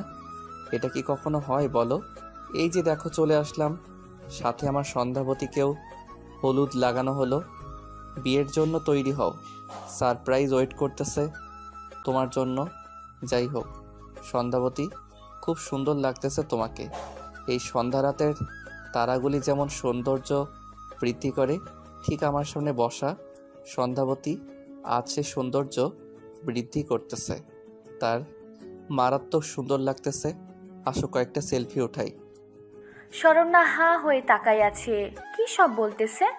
আবার সাথে আমার সন্ধ্যাবতী লাগাইছে। শরণ্যা তাকিয়ে দেখে তার মা বাবা হাসতেছে। সেদিকে শরণ্যা ভ্রু কুচকে তাকালে সবাই চুপ মেরে যায়। সাফারাত জোর করে হলুদ মাখিয়ে দেয় পুরো মুখে, সাথে সেটারও ক্যামেরা দ্বারা ভিডিও করে আর ছবি ওঠায়। তারপর রূপকে আর রূপন্তিকাকে হলুদ লাগাই সবার থেকে বিদায় নিয়ে চলে যায় কিছু না খেয়েই। অনুষ্ঠান শেষে শরণ্যা রিজের রুমে গিয়ে বারবার ভাবতেছে সে রাতকে চিনতে ভুল করে নাই তো। কেমন যেন লাগতেছে তার। এত না ভেবে ঘুমের দেশে পাড়ি জমায়। সকালে ঘুম থেকে উঠে রূপের ডাকাডাকিতে উঠে ফ্রেশ হয়ে খাওয়া দাওয়া করে নিজের রুমে বসে আছে মন খারাপ করে। এমন সময় রূপ আর রূপন্তিকা আসে। শরণ্যার মন খারাপ দেখে রূপ শরণ্যার পাশে বসে বলে, কি হয়েছে বনু, মন খারাপ কেন? আজকের দিনে এমন মুখটা পেঁচার মতো করে থাকলে হবে নাকি? আর তুই তো রাতকে পেয়ে যাচ্ছিস আর এমন ভাবে মন খারাপ করে আসিস, কি হয়েছে বল? আমরা কি কিছু করছি? শরণ্যা রূপকে জড়িয়ে ধরে ফুপিয়ে কেঁদে দেয়। হুট করে এমন করায় রূপ কিছুটা অবাক হয়। পরক্ষণে বুঝতে পারে সবাইকে ছেড়ে যাবে, এই ভেবে হয়তো কান্না করতেছে। রূপও আর নিজেকে সামলাতে পারল না, বোনকে জড়িয়ে নিয়ে কেঁদে দিল। একটু পর রূপের মা বাবা রুমে এসে এমন দেখে তারাও কেঁদে দিল। রূপন্তিকার বেচারাও মুখ ভার করে বসে আছে। হঠাৎ করে ওও কেঁদে উঠল। এবার সবাই ওর দিকে তাকালো। রূপ বলে বসে, তোর আবার কি হইল? তুই তো এ বাড়িতে থাকবি আর তুই আবার কাঁদছিস কেন? নাকি অন্য বাড়ি যাওয়ার সুখ হয়েছে? কোনটা বলতো? ব্যাপার ভালো ঠেকতেছে না, মুখটা এমন করে রাখছিস কেন? না মানে বলছিলাম কি, আমি তো এই বাড়িতেই বিয়ে করতেছি। স্বর্ণার মতো তো সবাইকে ছেড়ে যেতে হবে না, তাহলে কি করব আমি? আমার যদি বিয়ের সময় কান্না না পাই, সবাই যদি আমাকে বিয়ে পাগলি বলে, এই ভেবেই কান্না পাচ্ছে। রূপন্তিকার কথায় সবাই হেসে দেয়। শরণ্যা রূপন্তিকাকে মারতে শুরু করে। সব সময় মজা নিয়ে বসে থাকে রূপন্তিকা। বিয়ের সময় হয়ে এসেছে। সাফারাত আসছে, সাথে তার মাও, তবে গেস্ট হয়ে। একটু পর রাতুলের বাড়ি থেকে ফোন দিয়ে জানায় বর পালাইছে। সেটা শুনে শরণ্যা কান্না না করে অবাক হয়। সে যদি রাত হয় তাহলে কখনো পালাতো না। বুঝলো ও রাত না, সব নাটক। শরণ্যা এসব ভাবতেছে, তখন শরণ্যার মা এসে বলে, স্বর্ণা মা, রেডি তো হয়ে আছি, সবাই কানাঘুষা করতেছে যে মেয়ের বিয়ে দিতে পারলাম না, কত কি। তাই বলছিলাম কি, সাফরাত ছেলেটা তো ভালো, আমরা চাচ্ছি ওর সাথে তোর বিয়ে দিব আমরা। তুমি কি বলতে চাচ্ছ? আমি তোমাদের বোঝা হয়ে গেছি এখন? যার তার সাথে বিয়ে দিবে আমাকে? আমি রাত ছাড়া কাউকে বিয়ে করব না। যতদিন এর রাত না আসে আমি বিয়ে করব না। যাও আমার চোখের সামনে থেকে। আমি একবার যখন বলছি বিয়ে করব না তো করবই না। শরণ্যা রেগে কথাগুলো বলে। তখন রূপও রুমে চলে আসে। শরণ্যা রাজি হচ্ছে না দেখে রূপ কিছুটা রেগে যায়। তাই রাগের মাথায় বলে, হ্যাঁ, তুই আমাদের বোঝা হচ্ছিস, বয়স কম না তোর, এখন মানুষও কথা শোনাচ্ছে। সারা জীবন তোকে বসে বসে খাওয়ানোর ইচ্ছা নেই আমাদের। তাই চুপচাপ বিয়ে করে নিয়ে আমাদের শান্তিতে। তোকে নিয়ে মানুষ এর কথা শোনার ইচ্ছা আর করতেছে না। বাইরের সবাই যা নয়তো তাই বলতেছে, সেটা আমাদের শুনতে ভালো লাগছে নাকি? রূপের কথায় শরণ্যা রূপের দিকে তাকায়। তারপর কিছু না বলে তার মায়ের সাথে যায় আর বলে সে বিয়েতে রাজি। এবার রূপ কিছুটা অবাক হয় হুট করে রাজি হওয়ায়। বিয়ে শেষে শরণ্যা কারোর সাথে কথা না বলে সাফারাতের গাড়িতে উঠে বসে। সবাই বুঝতে পারে শরণ্যা রেগে আছে। রূপের কিছুটা খারাপ লাগে। এবার যাওয়ার সময় সাফারাত বলে, মা আপনারা চিন্তা করবেন না, আমি ম্যানেজ করে নিব ওকে। আমি কোনো কষ্ট পেতে দিব না, আপনারা নিশ্চিন্তে থাকতে পারেন। আর রূপ, আমার উপর তো তোর বিশ্বাস আছে, কান্না করিস না, তোর বোন হ্যাপি থাকবে। আসি, দোয়া কর। গাড়িতে যাওয়ার সময় সাফারাত দেখে স্বর্ণা অন্যদিকে মুখ করে নীরবে কেঁদে যাচ্ছে। সাফারাত মুচকি হেসে তার মাকে ইশারায় বলল যেন স্বর্ণাকে সামলায়। তার মা স্বর্ণার পাশে এসে স্বর্ণাকে টেনে নিজের বুকে জড়িয়ে নেয়। স্বর্ণাকে না দেখেই কেঁদে ওঠে। সাফারাতের মা কিছুটা অবাক হয়, এতে এত কান্না করার কি আছে, তবুও কিছু বলল না। কিন্তু সাফারাতের দিকে রাগী চোখে তাকিয়ে আছে। মেয়েটাকে সত্যি বললে কি এমন হবে? বাসায় এসে স্বর্ণা অনেকটা অবাক হয়। মানুষের অভাব নাই, এমনকি বাড়ি সাজানো আছে। এই সময়ের মধ্যে কখনো এসব সম্ভব না। তাহলে কি সব আগে থেকে প্ল্যান ছিল, নাকি কিছুই মাথায় আসতেছে না স্বর্ণার? সব নিয়ম শেষে স্বর্ণা রুমে গিয়ে ঘুমাবে এমন সময় বিছানায় তাকায়, দেখে বিছানাও সাজানো। স্বর্ণার বুঝতে বাকি নেই সব প্ল্যান ছিল। আর তার ভাই আগে থেকেই জানতো যে রাতুল রাত না, আর রাতকে ছাড়া স্বর্ণা কাউকে বিয়ে করবে না, যার জন্য প্ল্যান করে সব করেছে। স্বর্ণা রেগে ফুল সব ছিঁড়তে শুরু করে আর চিল্লিয়ে বলতে লাগে, আমাকে ঠকানো হয়েছে, সব আগে থেকে জেনে ও কেন এমন করলো ভাইয়া? আমি কি এত বোঝা হয়েছিলাম যে আমাকে মিথ্যা বলে বিয়ে দিয়ে দিল? আমাকে একটা বার বলার প্রয়োজন মনে করলো না? মানি না আমি এই বিয়ে, মানি না, আমি থাকবো না এখানে। স্বর্ণা চিল্লানিতে সাফারাত আর তার মা রুমে এসে দেখে এই অবস্থা। স্বর্ণাকে তারা থামানোর চেষ্টা করলে ও লাভ হয় না। সাফারাত তার মাকে রুমে দিয়ে পাঠায়। সাফারাত দরজা লাগায়, স্বর্ণার সামনে গিয়ে বুকের সাথে জড়িয়ে নেয়। ছাড়াতে না পেরে একের পর এক কামড় বসায় সাফারাতের বুকে। একসময় নীরব হয়ে পড়লে স্বর্ণাকে বিছানায় শুইয়ে দেয় সাফারাত, নিজেও ওর পাশে শুয়ে পড়ে। খুব ভোরে স্বর্ণার ঘুম ভাঙে। চোখ খুলে নিজেকে সাফারাতের বাহুতে আবিষ্কার করে। স্বর্ণা ঝাটকা মেরে সাফারাতকে সরিয়ে দেয়। সাফারাত এবার চোখ খুলে বোঝার চেষ্টা করে কি হয়েছে, কিন্তু বুঝে উঠতে পারে না।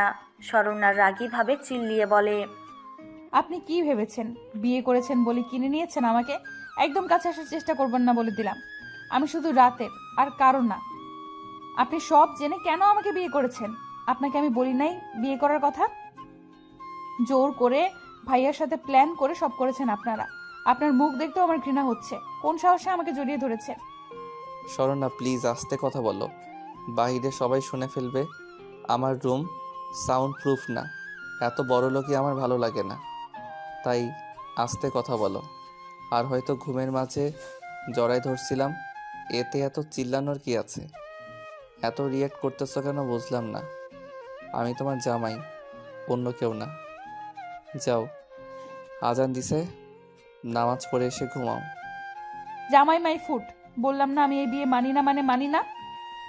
আর কিসের জামাই? আর একদিন যদি কাছে আসা দেখি মেরে ফেলবো বলে দিলাম। এই বাড়িতে থাকার ইচ্ছা আমার নেই। তার থেকে বড় কথা, আমি আর নিজের বাড়িও ফিরে যাব না। বোঝা হয়ে গেছে সবার। যতদিন না রাতকে খুঁজে পাই এখানেই থাকবো। আপনি দূরে থাকবেন আমার থেকে। সাফারাত বিরক্তি নিয়ে উঠে অজু করে নামাজ পড়তে বসে। একটু পর স্বর্ণাও এসে সাফারাতের পাশে বসে একসাথে দুইজনে নামাজ আদায় করে। স্বর্ণা উঠে যাবে এমন সময় সাফারাত স্বর্ণার হাত টেনে বসায় আর বলে, দেখো সন্ধ্যাবতী, যা হবার হয়েছে সব মেনে নাও। এখন বিয়ে হয়ে গেছে, তাই সব বাদ দিয়ে সংসারে মন দাও। আর প্লিজ যাই করো না কেন, আম্মু আব্বুর সাথে খারাপ ব্যবহার করো না কখনো। তোমাকে নিজের মেয়ের মতোই ভালোবাসবে, তাদের কোনো মেয়ে নেই। আর সেই তুমি রাতকে খুঁজতেছো, চিনবেও না, বড় হইছে, তাহলে রাতের জন্য অপেক্ষা করে কি হবে বলো? স্বর্ণা আর কিছু না শুনে চিল্লিয়ে ওঠে। তার এসব ভালো লাগতেছে না। রাত ছাড়া সে কাউকে মেনে নিতে পারবে না। রাত তো বলেছিল সে ফিরে আসবে। আজ বউ ভাত, দুই জায়গাতেই তাই রূপ ওরা কেউ আসতে পারবে না। অনেক ধুমধাম করেই দুই বাড়িতে সব সম্পূর্ণ হয়। স্বর্ণা সাফারাতের বাবা মার সাথে কোনো খারাপ ব্যবহার করে না, কিন্তু সাফারাতকে সহ্য করতেও পারে না। রাতে সাফারাতের আরও বন্ধুরা আসে, তারা থেকে যায় ওদের বাসায়। সবাই মিলে রাতে যখন আড্ডা দেয় তখন একটা মেয়ে সে সাফারাতকে জড়িয়ে ধরে, ফুপিয়ে কেঁদে ওঠে আর বলে, সাফারাত তুমি এটা কিভাবে করতে পারলে বলো? তুমি তো বলেছিলা আমাকে বিয়ে করবা, তাহলে কেন এই মেয়েটাকে বিয়ে করলে? তুমি কথা দিয়ে কথা রাখো না কেন? তুমি এই মেয়েটাকে ডিভোর্স দিয়ে দাও প্লিজ, আমি তোমাকে ছাড়া বাঁচবো না। আমি শুনলাম এই মেয়েটা নাকি তোমাকে বর হিসেবে মানে না, তাহলে তাকে ডিভোর্স দাও প্লিজ আর আমাকে বিয়ে করো। শরণ্যা সেই দিকে তাকিয়ে চোখ নামিয়ে নেয়। সাফারাত কি করবে বুঝে উঠতে পারছে না। মেয়েটা তার মামাতো বোন মিতু, তার থেকে 10 বছরের ছোট, মাত্র ক্লাস 10-এ পড়ে। ছোট থেকে সাফারাতের সাথে বেশি মিশতো আর বলতো সাফারাতকে বিয়ে করবে। সাফারাত তখন বলতো বিয়ে করবে না। সব ঠিকই ছিল, সাফারাত ভাবতো ছোট মেয়ে তাই এমন করে, কিন্তু না, একসময় সেটা পাগলামিতে পরিণত হয়। ক্লাস 10-এ থাকতে হাত কাটতে শুরু করে। তাই সাফারাত সব কিছু সামলানোর জন্য বলেছিল মিতু বড় হলে বিয়ে করবে। সাফারাত মিতুকে নিজের থেকে সরিয়ে বলে, মিতু, এমন পাগলামি করিস না বোন, তুই বড় হচ্ছিস, বোঝার চেষ্টা কর। আর ও না, ওইটা তোর ভাবি, শরণার নাম, ভাবি বলবি কেমন? তোকে আমার থেকে সুন্দর ছেলে এনে দিব, চিন্তা করিস না। আমি তোর 10 বছরের বড়, তোকে কিভাবে বিয়ে করব বল? সেদিন তোকে সান্ত্বনা দেওয়ার জন্য বলছিলাম বিয়ে করব, তাই সেটা নিয়ে বসে থাকিস না। যা, রাত হয়েছে, ঘুমা। তো সাফারাতের কথায় রেগে যায়। এখন শব্দ শরণ্যার ভেবে শরণ্যাকে গিয়ে ধাক্কা মারে। শরণ্যা সেদিকে তাকায়, নিজেকে সামলে নেয়, কিছু বলে না। শরণ্যা চুপ থাকাতে মিতু আরও রেগে গিয়ে শরণ্যাকে থাপ্পড় মারে 3-4টা। শরণ্যা গালে হাত দিয়ে চুপ করে থাকে, তবুও একটা টু শব্দ করে না। সবাই অবাক হয়ে শরণ্যার দিকে তাকায়। মিতু আবার মারতে যাবে, তার আগে শরণ্যা হাত ধরে নিজের সাথে জড়িয়ে নেয়। মিতু আবার কান্না করে দেয়। শরণ্যা এবার মিতুর মাথায় হাত দিয়ে বলে, তুমি আমার অনেক ছোট, তাই তুমি করেই বললাম, কান্না বন্ধ করো। আমি তোমার সারাফাতকে তোমার থেকে কেড়ে দিব না, কথা দিলাম।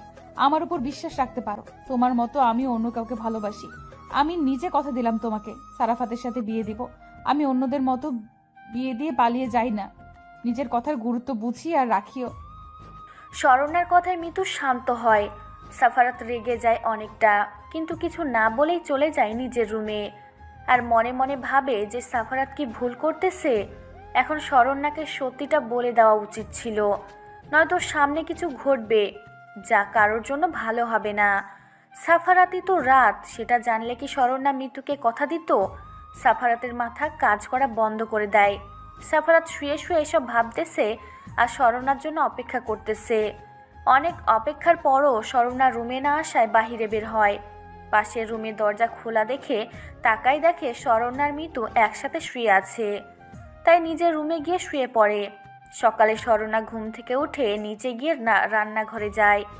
গিয়ে দেখে তার শাশুড়ি মা রান্নাঘরে রান্না করার জন্য সব রেডি করতেছে। শরণ্যাকে দেখে বলে, আরে মা, তুই এখানে কি করিস? তোকে কে আসতে বলছে? তুই নতুন বউ, তুই এত সকালে এখানে কি করিস? যা নিজের রুমে যা, তোর বাবাই দেখলে আমাকে বকাবকি করবে। আমি কফি বানিয়ে দিচ্ছি, সাফরাতকে নিয়ে গিয়ে দে। আর তোর বাবাইকেও। মিতু কই আছে? ওকেও ডেকে ওঠা একটু, ওর সামনে পরীক্ষা, বাসায় দিয়ে আসতে হবে। তুই যা, গিয়ে ড্রয়িং রুমে বস। আরে না মা, কি বলো? তুমি না কাল বললা আমি তোমার মেয়ে, তাহলে নতুন বউ হলাম কিভাবে? আর ভালো লাগতেছে না রুমে বসে থাকতে, তাই তোমাকে হেল্প করতে চলে আসলাম। চিন্তা করো না, আমি সব রান্না করতে পারি। বাপের বাসায় বসেছিলাম না, রান্না করতাম মাঝে মাঝে আমি, তাই সব শিখে নিয়েছি। তুমি এক কাজ করো, কি কি করব বলে দাও, আমি করে নিচ্ছি। শরণ্যা জোরাজোরে করতে লাগে সালমা বানুর সাথেই, তাই উনিও আর কিছু বলে না। দুইজন মিলে রান্না করে। এর মধ্যে সাফারাত আর মিতুকে কফি দিয়ে আসছে কাজের লোক। রান্না শেষে যখন শরণ্যা রুমে যাবে তখন সালমা বলে ওঠে, শরণ্যা, একটা কথা বলি মা তোকে। দেখ, আমার ছেলে তোকে পছন্দ করেই বিয়ে করেছে, তুইও মেনে নে। ভালোবাসা হারাস না। আমার ছেলে কখনো কোনো কষ্ট পেতে দিবে না তোকে, এটা বিশ্বাস রাখতে পারিস। আমি জানি আমার ছেলে কেমন, সেই দিক থেকে তোকে বলতেছি। ঠকবি না কখনো আমার ছেলের কাছে। ওকে মেনে নেওয়ার চেষ্টা কর, দেখবি অনেক সুখী হবি। সালমা বানুর কথায় শরণ্যা অনেকটা রেগে যায়, কিন্তু নরম সুরে কিছু কথা বলে যা শুনে সালমা বানু অনেকটা অবাক হয়ে শরণ্যার যাওয়ার দিকে তাকায় থাকে আর মনে মনে বলে, এই মেয়েটা কি পাগল হয়েছে? না, মানুষ ভালোবাসা ঠিক, কিন্তু এ ছোটবেলার ভালোবাসা নিয়ে পড়ে আছে। আর এই সাফরাতকে নিয়েও পারি না। বললে কি হয়, ওই রাত আর ওই মেয়ে দিন দিন যে পাগলামি করতেছে, সাফরাত সত্যি কথা না বললে কোন দিন জানি এই বাড়ি ছেড়ে চলে যাবে। শরণ্যা যাওয়ার আগে বলে যায় যে, আপনার ছেলে আমাকে যতই ভালোবাসুক আর পছন্দ করুক, আপনাকে একটা কথা বলে রাখি, আমি অন্য কাউকে ভালোবাসি। তাই প্লিজ এইসব বিষয় নিয়ে আমি কিছু শুনতে চাই না। আপনার সাথে আমি খারাপ ব্যবহার করতে চাই না, সেই জন্য বেশি কিছু বলবো না। আপনিও এই বিষয় নিয়ে কিছু বলবেন না মা। এখন শরণ্যা রুমে গিয়ে দেখে সাফারাত গোসল করে বের হচ্ছে। খালি গায়ে শুধু একটা ট্রাউজার পরা আছে। শরণ্যা চিল্লিয়ে ওঠে।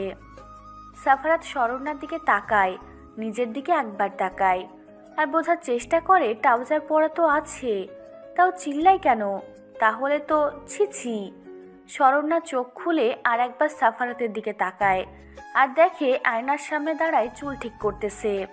শরণ্যা মুখ ফসকে বলে, ছি, নির্লজ্জ।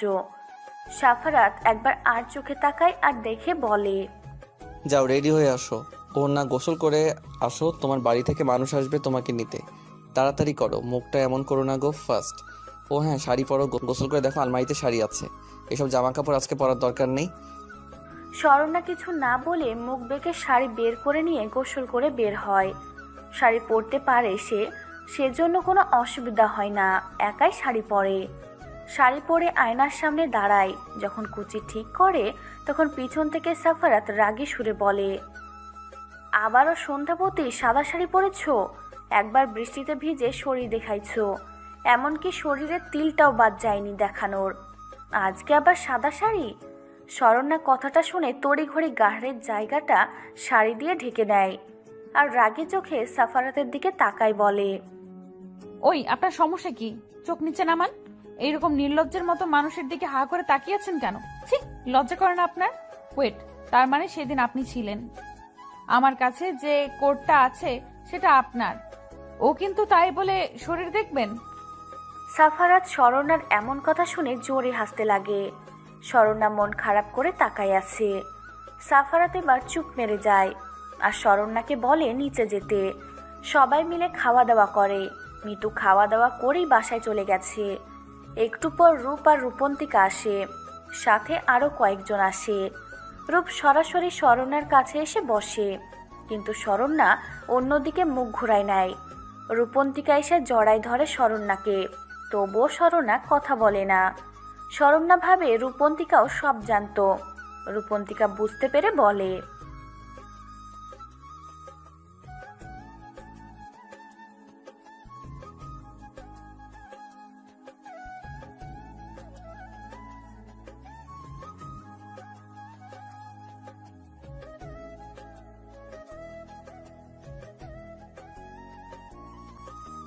আপনারা কেন আসছেন এখানে? আমি যাব না। আসছেন, খাবেন, চলে যাবেন, আমি আপনাদের বাসায় যাব না। একদম আমার কাছে আসার চেষ্টা করবেন না কেউ। আমি তো আপনাদের বোঝা হয়ে গেছি, তো বিদায় করছেন, এখন আবার নিতে আসছেন কেন? এখন কি বোঝা মনে হবে না?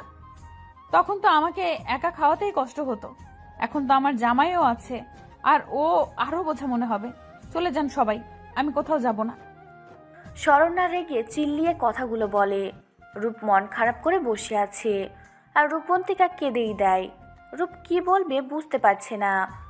শরণ্যা সেখানে না থেকে উপরের রুমে চলে যায়। সারাদিনে একটা বারও দরজা খোলে না।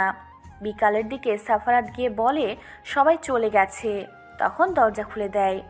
সাফারাতের মা নিজে খাবার এনে শরণ্যাকে খাওয়াই দেয়। শরণ্যাও লক্ষ্মী মেয়ের মতো খেয়ে নেয়।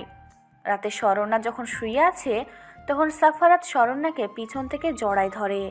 শরণ্যার কানে কানে বলে, তোমাকে কিছু সত্যি কথা বলার আছে সন্ধ্যাবতী, চলো বারান্দায় যাব, আর আজকে তোমাকে খুশির খবর শোনাবো। শরণ্যা ঝটকা মেরে সাফারাতকে সরিয়ে দেয় আর রাগী সুরে বলে, কোনো কিছু শোনার ইচ্ছে আমার নেই, আপনি সরেন আমার কাছ থেকে। কাল থেকে আপনি ভার্সিটি যাব, তাই বিরক্ত না করে ঘুমাতে দেন। সাফারাতকে স্মরণা ধাক্কা দিয়ে সরাই দেয়। সাফারাত আজকে স্মরণাকে সত্যি কথা বলতে চাইছিল, কিন্তু স্মরণা কোনো কথাই শোনে না। সাফারাতও রাগ করে আর জোর করে বলতে চায় না। সাফারাত অন্য পাশ হয়ে ঘুমিয়ে পড়ে, আর স্মরণা নীরবে কান্না করতেছে। সাফারাত বুঝতে পেরেও কিছু বলে নাই। কি বলবে, কিছুই শোনে না স্মরণা। আজ থেকে স্মরণা কলেজে যাওয়া শুরু করেছে। এভাবে 3 মাস কেটে গেল। মিতুর পরীক্ষাও শেষ হয়ে গেছে। মিতু আজকে আবার সাফারাতদের বাসায় আসছে আর সাফারাতের সাথে বিয়ের কথা বলে। কেউ রাজি না হয় স্মরণা নিজে বলে যে বিয়ে দিয়েবে ওদের। পরের দিন বাসার সবাই রাজি হয়, তবে স্মরণা এবার কিছুটা অবাক হয়। যেখানে কেউ রাজি ছিল না সেখানে সবাই একসাথে কিভাবে রাজি হয়। স্মরণার গুরুত্বও দেয় না। আরও 1 মাস পর বিয়ে। এই 1 মাস মিতু এখানেই থাকবে। রাতে স্মরণা যখন ঘুমোতে যায় তখন দেখে সাফারাত নিচে শুয়ে আছে।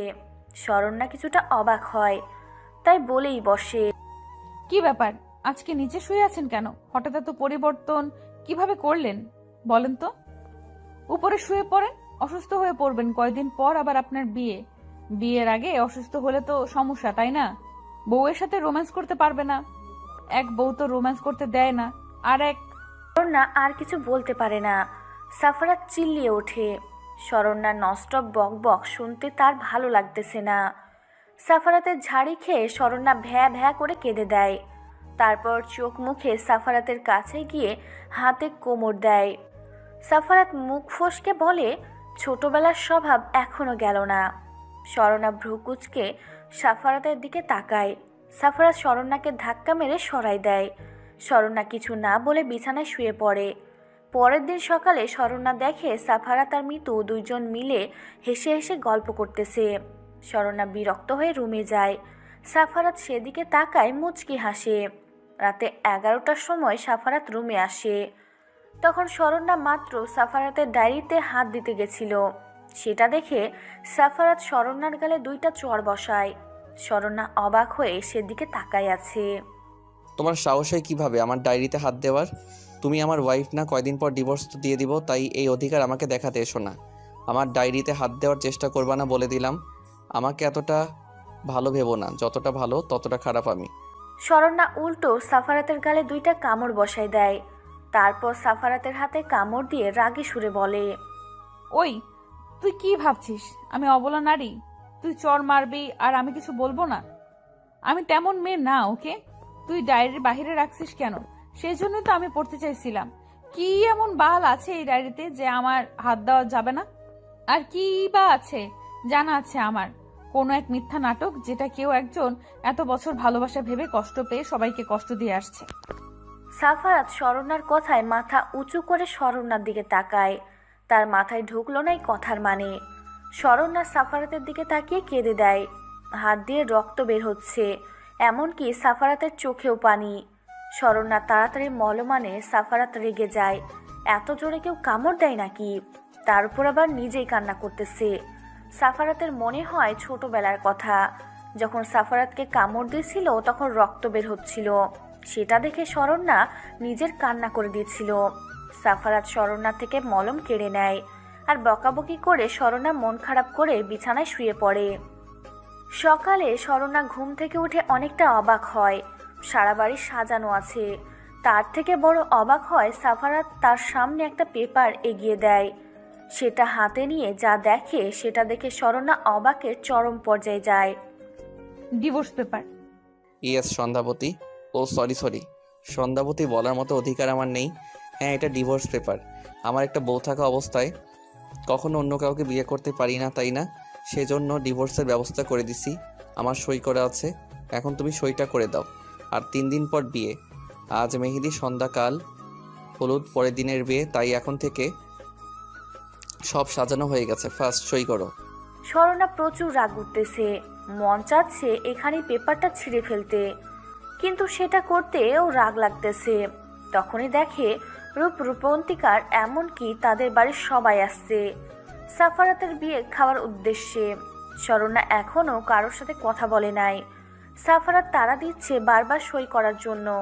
স্মরণা একবার চোখ বন্ধ করে জোরে নিঃশ্বাস নিয়ে সই করে দেয়। সাথে সাথে সাফারাত পেপারটা কেড়ে নেয়। তারও রাগ উঠতেছে, কিন্তু কিছু করার নাই। পিছন থেকে রূপ ডেকে ওঠে। শরণ্যা, তুই মনে রাখিস কত বড় ভুল করলি। এর মাসুল তোকে দিতে হবে। মানুষ চিনতে ভুল করলি তুই। তুই পারতি নিজেকে সাফরাতের সাথে মেনে নিয়ে চলতে, কিন্তু সেটা না করে বিচ্ছেদ করলি। বিচ্ছেদ কিন্তু সুখের না। জীবনের সিদ্ধান্ত নিতে গিয়ে তুই ভুলটাই নিলি। শরণ্যা কথাগুলো শুনে মুচকি হেসে রুমে গিয়ে তার ড্রেস চেঞ্জ করে রুম থেকে বের হয়। এখানে তার নিজস্ব কোনো কাপড় নেই, সব সাফারাতের দেওয়া, তাই সে কোনো জামাই নেয় না। শুধু গায়ে পরে থাকা 3 পিস আর নিজের ফোনটা হাতে নিয়ে বের হয়। সবাই তাকায় বুঝতে পারে শরণ্যা বাড়ি ছেড়ে যাচ্ছে, তবে কেউ বাধা দেয় না। মিতু দৌড়ে শরণ্যার সামনে এসে দাঁড়ায়। কিছু বলতে গেলে সাফারাত বাধা দেয়। শরণ্যা মিতুয়ের গালে হাত দিয়ে বলে, মৃত্যু সুখে থেকো, আর আমার সরি তোমার সারাফাতকে সুখে রেখো। আমি কি বলেছিলাম তোমাকে যে আমি কথা দিয়ে কথা রাখি, আমি অন্য কারো মতো না। কিন্তু দেখো, তোমার প্রিয় জিনিসটা তোমাকে উপহার দিলাম। দুজনেই ভালো থেকো, আমি আসি। সাফারাত শরণ্যার কথায় কিছুটা অবাক হয়, কিন্তু কিছু বলতে চেয়েও পারে না। এখন তার নিজেরই বিরক্ত লাগতেছে। শরণ্যা যখন বাড়ি থেকে বের হয়ে যায়, তখন পিছন থেকে তার মা বলে ওঠে, বাড়িতে তালা দেওয়া আছে, কই যাবি? চাবি দিতে পারবো না তোকে। বাসায় কেউ নাই, তাই এখানেই থাক, একসাথে বিয়ে খেয়ে যাব আমরা। শরণ্যা পিছন ফিরে তাকাই চলে যেতে লাগে। তখন কি মনে করে আবার পিছন ফিরে আসে আর বলে, মনে রাখবেন, আপনাদের সাথে আমার সম্পর্ক সেদিনই শেষ করছি যেদিন আমার বিরুদ্ধে আমাকে বিয়ে দিছেন। তাই এই সম্পর্ক কখনো ঠিক করব না আমি। আমাকে ঠিক করে বোঝালে আমি ঠিকই বুঝতাম, কিন্তু না, আপনারা সব জেনে বুঝে আমার সাথে বেইমানি করছেন। এমনকি সারাফাত এই বিষয়ে এইসব জানার পরও। তাই আমি আপনাদের বাসায় যাচ্ছি না। আমি নিজের ঠিকানা খুঁজে নিতে জানি। ভালো থাকবেন, আর কখনো দেখা হবে না আপনাদের সাথে। শরণ্যা চলে যাওয়া মাত্র সাফারাত রেগে পেপার ছিঁড়ে ফেলে আর রেগে চিল্লিয়ে বলে, দেখ রূপ, তোর বোনের অ্যাটিটিউড দেখ।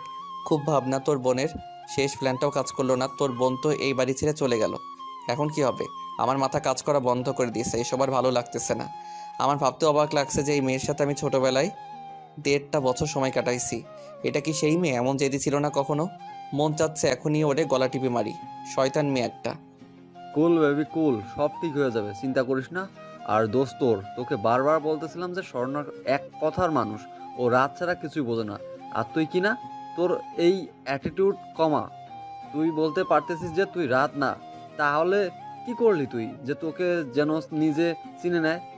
এখন আমি বলি দোষ তোর, কারণ তুই তো ছোটবেলার কথা ভুলে গেছিলি। আর সেই তুই কি না এখন অন্যরকম জেদ খাটাচ্ছিস।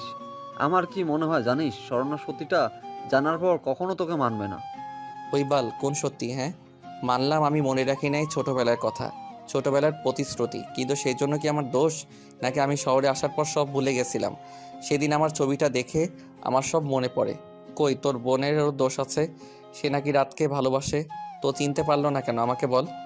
আর কখনো জানবেই না যে আমি সব ভুলে গেছিলাম। কখনো বলবো না। ওরে বলবো আমি দেখতে চাচ্ছিলাম যে ও রাতকে কতটা ভালোবাসে। যা সর, নেক্সট প্ল্যান কর, নয়তো লাথি খাবি সবাই। কারণ আমার সন্ধ্যাবতীকে ডিভোর্স দিয়ে দিলাম তোদের প্ল্যান মতো। তোর কপাল খারাপ হতে পারে, সন্দেহ নাই। ও জানলে কখনো তোকে বিয়ে করবে না, কারণ ও যাকে সেই ছোট থেকে ভালোবেসে এসেছে সেই তাকে ভুলে গিয়ে এটা জানলে ওর কতটা খারাপ লাগবে তুই বুঝতে পারতেছিস?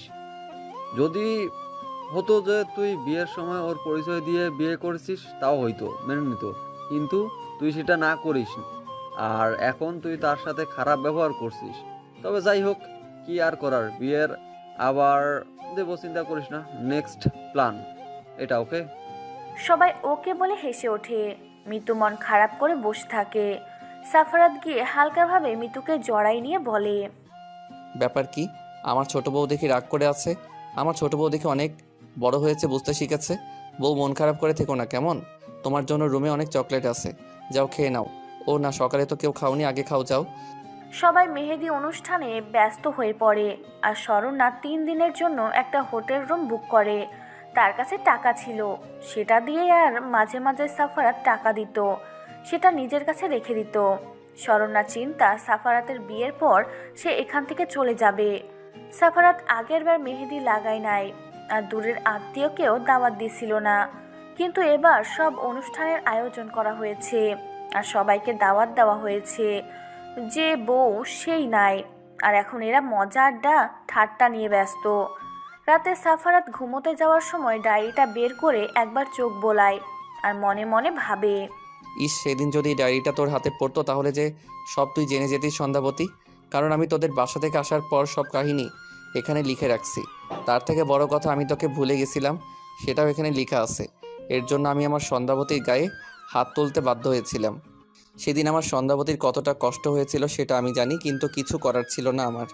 আমাকে মাফ করে দিও সন্ধ্যাবতী। যতটা কষ্ট দিয়েছি তার থেকে বেশি ভালোবাসি তোমাকে, আর আগলে রাখতে চাই আমি। আর মাত্র কয়টা দিন, এবার আর ভুল করবো না, আগলে রাখবো তোমাকে, সব সত্যি বলে দিব। সকালে সাফারাত ঘুম থেকে উঠে নিচে গিয়ে দেখে সব আত্মীয় চলে আসছে। রাতে হলুদ অনুষ্ঠান, এখন সবাই মিলে নাচ গান করতে লাগে।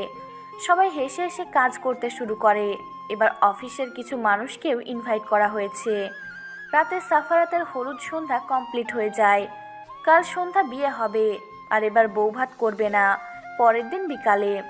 সাফারাত চিন্তায় আছে, তাকে তো শরণ্যা পছন্দ করে না, তাহলে কি তাদের প্ল্যান কাজ করবে? এদিকে রূপ তাকে চিন্তা করতে বারণ করে আর বলে এই প্ল্যান কাজ না করলে এই প্ল্যান কাজে আসবে। এবার সাফারাত ফিক করে হেসে দেয়, তার আর চিন্তা নাই। অপরদিকে শরণ্যা মনে মনে বলতেছে, রাত, আমার রাত, তুমি সত্যি কথা দিয়ে কথা রাখো না, না হলে কি কি থেকে কি ও বেইমানি করতে বলো। আমার রাত তো এমন ছিল না। রাত, সরি, হ্যাঁ সারাফাত, তোমারও তো নিশ্চয়ই এতক্ষণে বিয়ে হয়ে গেছে। তাহলে তাহলে আমার বেঁচে থেকে কি বা লাভ বলো। শরণ্যা নতুন একটা ব্লেড বের করে চোখ বন্ধ করে বাম হাতে একটা টান দেয়। চোখ খুলে দেখে রক্ত পড়তেছে, তবে এতটাও গভীরভাবে কেটে যায় নাই বুঝতে পারলো। আবার একটা জোরে টান দেয়, রক্তের ছিটা এবার গড়িয়ে পড়তে লাগে। সাথে চোখের পানি আর একটা টান দিবে তার আগেই ফোন বেজে ওঠে। ফোনের দিকে তাকায় দেখে একের পর একটা ফোন আসতে লাগছে, প্রায় 20টা প্লাস ফোন হয়ে গেছে। একবার হাতের দিকে তাকায়, ফোনটা কাঁপা কাঁপা হাতে উঠায়। রূপের নাম্বার থেকে ফোন আসছে।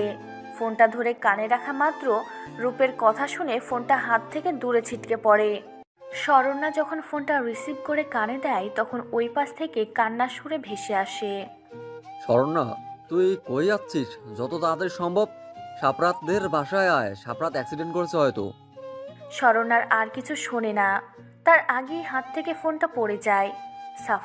সাফারাতের কিছু হলে তো সে বাঁচবে না। বড্ড ভালোবাসে যে তার রাতকে, সে তো জানে সাফারাতে তার রাত। শরণ্যা কোনো রকম ফোনটা উঠাই নিয়ে দৌড়ে রুম থেকে বের হয়। তেমন কিছুই নাই হোটেলে তার, তাই কিছু না ভেবে দৌড় দেয়। রাস্তায় তার যেন গাড়ির জন্য দেরি করতেও প্রাণ বের হয়ে যাচ্ছে। তার উপর হাত দিয়ে এখন রক্ত পড়তেছে। হাতের জ্বালায় এখন তার নিজের বিরক্ত লাগতেছে। কেন হাত কাটলো সে? এইদিকে রূপ ফোন কেটে যাওয়ায় কিছুটা ভয় পেয়ে যায় আর ভাবতেছে শরণ্যা কি বুঝে গেল যে এটা মজা ছিল। সাফারাত রাগী চোখে তাকায় রূপের দিকে। তাদের প্ল্যান ছিল মিথ্যা কথা বলে শরণ্যাকে নিয়ে আসবে, বলবে যে সাফারাত অ্যাক্সিডেন্ট করেছে। তখন আসতে না চাইলে বলবে যে রূপন্তিকাও ছিল সেই গাড়িতে, তখন নিশ্চয় আসতো এখানে। আর তখন শরণ্যা বা সাফারাতকে বিয়ে করতে রাজি না হলে সব সত্যি বলবে যে সাফারাতই হলো আসল রাত। কিন্তু শরণ্যা ফোন কেটে দেওয়ায় সবাই ভাবে আর আসবে না শরণ্যা। সাফারাত এবার রূপকে ধাক্কা মেরে বলে, দেখ ভাই, আজকে তোর খবর আছে। তোর আবাল মার্কা প্ল্যানের জন্য যদি আমার সন্ধ্যাবতী আমার কাছ থেকে দূরে যায় তখন কিন্তু তুই আর বেঁচে থাকবি না, মেরে দিব তোকে। আমার সন্ধ্যাবতীকে চাই, বুঝলি? ওরে ছাড়া কাউকে বিয়ে করতে পারবো না আমি। সবাই মিলে এসব নিয়ে কথা বলতেছিল। সাথে রূপ এর মা বাবা, সাফারাতের মা বাবাও ছিল।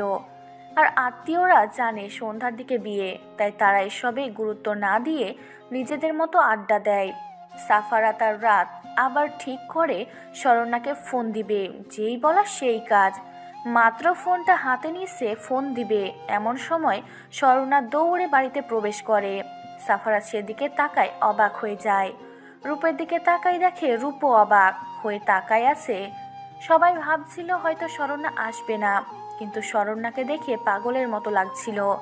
শরণ্যা দৌড়ে সাফারাতের কাছে এসে জড়িয়ে ধরে হাউমাউ করে কান্না করে দেয়। সবাই যেন কোনো ঘোরের মধ্যে আছে। যে মেয়ে কিনা সাফারাতকে পছন্দ করে না, সেই অ্যাক্সিডেন্টের খবর শুনে দৌড়ে চলে আসছে। শরণ্যা সেই কখন থেকে কেঁদে যাচ্ছে। এবার সাফারাত বুঝতে পারে তার পিঠে কিছু পড়তেছে। শরণ্যাকে ছাড়িয়ে নিয়ে সামনে এনে চমকে ওঠে। শরণ্যার হাত দিয়ে রক্ত পড়তেছে। সবার এতক্ষণে ধ্যান ভাঙে। রূপ তাড়াতাড়ি ফার্স্ট এড বক্স আনে শরণ্যা হাত ব্যান্ডেজ করে দেওয়ার জন্য, কিন্তু শরণ্যা হাত দিতে দেয়। এবার শরণ্যা কিছুটা নীরব হয়ে ভালোভাবে সাফারাতকে লক্ষ্য করে এবার বুঝতে পারে এটাও প্ল্যান ছিল। তাই শরণ্যা রেগে চিল্লিয়ে বলে, কুত্তার বাচ্চা, তোর সাহস হলো কি করে আমাকে এত বড় একটা মিথ্যা কথা বলার? যা মর, বেঁচে আছিস কেন? আমি তোকে মেরে ফেলবো। তুই জানিস না তোর কিছু হলে আমি বাঁচবো না? তুই কি ভাবছিস আমি আমার রাতকে চিনতে পারবো না, তাই না? তুই আমার রাত, সেটা আমি খুব ভালো করেই জানি। তুই নিজের মুখে স্বীকার করতেছিস না দেখে রাগ করে বাড়ি ছেড়ে গেলাম, তার উপর বিয়ে করতে রাজি হয়েছিস। এখন আবার কিসের নাটক শুরু করেছিস? তুই বেঁচে আছিস কেন? কর যা। শরণ্যা রেগে সাফারাতের গলা চেপে ধরে। সাফারাত চোখ বন্ধ করে নেয়, কিন্তু ছাড়ানোর চেষ্টা করে না। রূপ শরণ্যার হাত সরায় সাফারাতের গলা থেকে। সাফারাত জোরে জোরে নিঃশ্বাস নেয়। শরণ্যা আবার কেঁদে দেয়। রাগ করে উঠে চলে যাবে, তখন সাফারাত টেনে নিজের সাথে জড়িয়ে নেয়। সাফারাত বুঝতে পারে শরণ্যা ভয় পেয়ে গেছিল, তাই শান্ত করার জন্য বলে, এই সন্ধ্যাবতী, আমি ঠিক আছি তো, এভাবে কান্না করো না।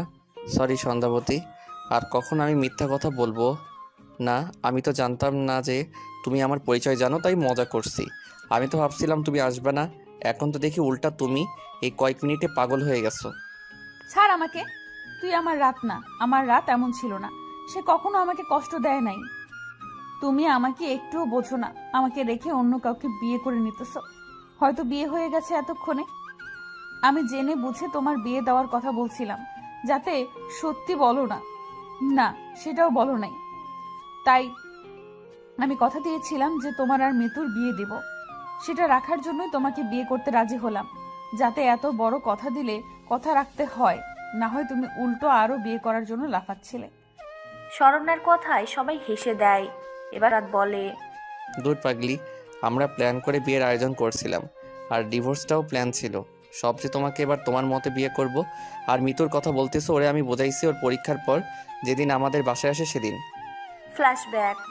মিতু যখন সাফারাতের সাথে দেখা করার জন্য আসে, তখন সাফারাত অনেক বুঝে শুনে মিতুর কাছে যায় আর মিতুর পাশে বসে বলে, মিতু, তোকে একটা কথা বলি শোন।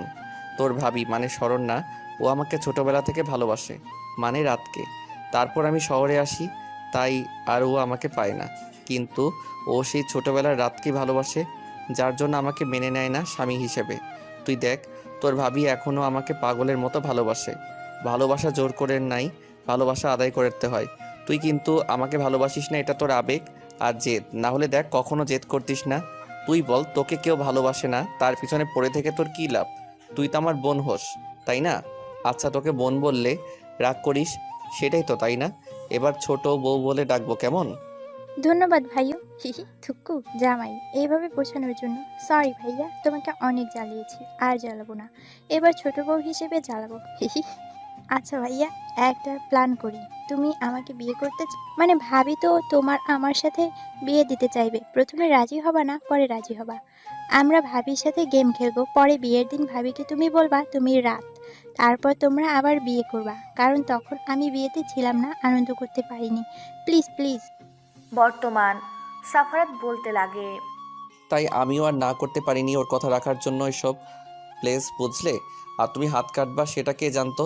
কি অবস্থা হয়েছে হাতের বলো তো? এমন পাগলামি কেউ করে নাকি? আর তুমি যখন জানতে যে আমাকে বলো নাই কেন? আর কবে জানতে পারছো যে আমি রাত? সাফারাত আর কিছু বলতে যাবে, কিন্তু তার আগেই একটা চড়ের শব্দে সেদিকে তাকায় যে কে কাকে চড় মারছে। সাফারাত সেদিকে তাকায় অবাক প্লাস ভয় পেয়ে যায় আর ঢোক গিলে উঠে পড়ে পালানোর জন্য, কারণ চড়টা শরণ্যা মারছে, তাও আবার রূপের গালে। সাফারাত ভালোভাবেই জানে শরণ্যা যদি রূপকে মারতে পারে তাহলে তাকে কামড় দিয়ে শেষ করবে। এই ভেবে সাফারাত উঠে দৌড় দেয় নিজের রুমে। এইদিকে শরণ্যা রেগে আছে রূপ ফোন দিয়ে মিথ্যে বলল কেন, যার কারণে ছোট হয়ে রূপের গায়ে হাত তুলেছে। রূপ বোকার মতো তাকায় আছে শরণ্যার দিকে। রূপ কিছু বলতে যাবে তার আগেই শরণ্যা পাশ থেকে একটা লাঠি উঠায় নেয়। সেটা দেখে রূপ দৌড় মারে। এবার শরণ্যা ফিরে মিতুর দিকে তাকালে মিতুও দেয় এক দৌড়। রূপন্তিকা ভাবতেছে সে কি করবে, বেচারা ভয় কেঁদে দেয়। এবার সবাই পেট চেপে হাসতে শুরু করে। শরণ্যাও এবার হেসে দেয়, হাসতে হাসতে নিচে বসে পড়ে। কিছুক্ষণ পর সাফারাত উকি দিয়ে দেখতেছে যে নিচের সব নীরব হয়েছে নাকি। দেখে সবাই বসে গল্প করতেছে। তখন সাফারাত নিচে আসতে যাবে, সেই সময় রূপও নিচে আসতেছিল। দুইজন ধাক্কা লেগে ধড়াম করে নিচে পড়ে। সবার মাঝে আর এক দফা হাসির রোল পড়ে যায়। সাফারাত আর রূপ দুইজনকে বকাবকি করে নিচে এসে সবার সাথে বসে। ওই কাজী সাহেব আছে, চল আগে তোদের বিয়েটা দেওয়া হোক। বাহ, কি ভাগ্য, দুইবার তোরা বিয়ে করতেছিস। আহা, আমি যদি পারতাম। আচ্ছা, সব পরে। আর শরণ্যা, এখন বেঁকে না বসে যা সেজে গুজে আয়, পার্লারের লোক আছে, তাড়াতাড়ি কর। সাপরাত, তুইও যা, রেডি হয়ে আয়, আর কেউ বাদরামি করবি না। শরণ্যার সাফারাত লক্ষ্মী ছেলে মেয়ের মতো উঠে চলে যায়। তারপর রেডি হয়ে বিয়ের জায়গায় আসে। আবারও নতুন করে বিয়ে উঠালো হয়। এবার অনেক ফটোশ্যুট করা হয়। আত্মীয়রা সবাই রাতের বাসায় চলে গেছে। সবাই ড্রয়িং রুমে বসে আছে। সবাই আজকে অনেক হ্যাপি।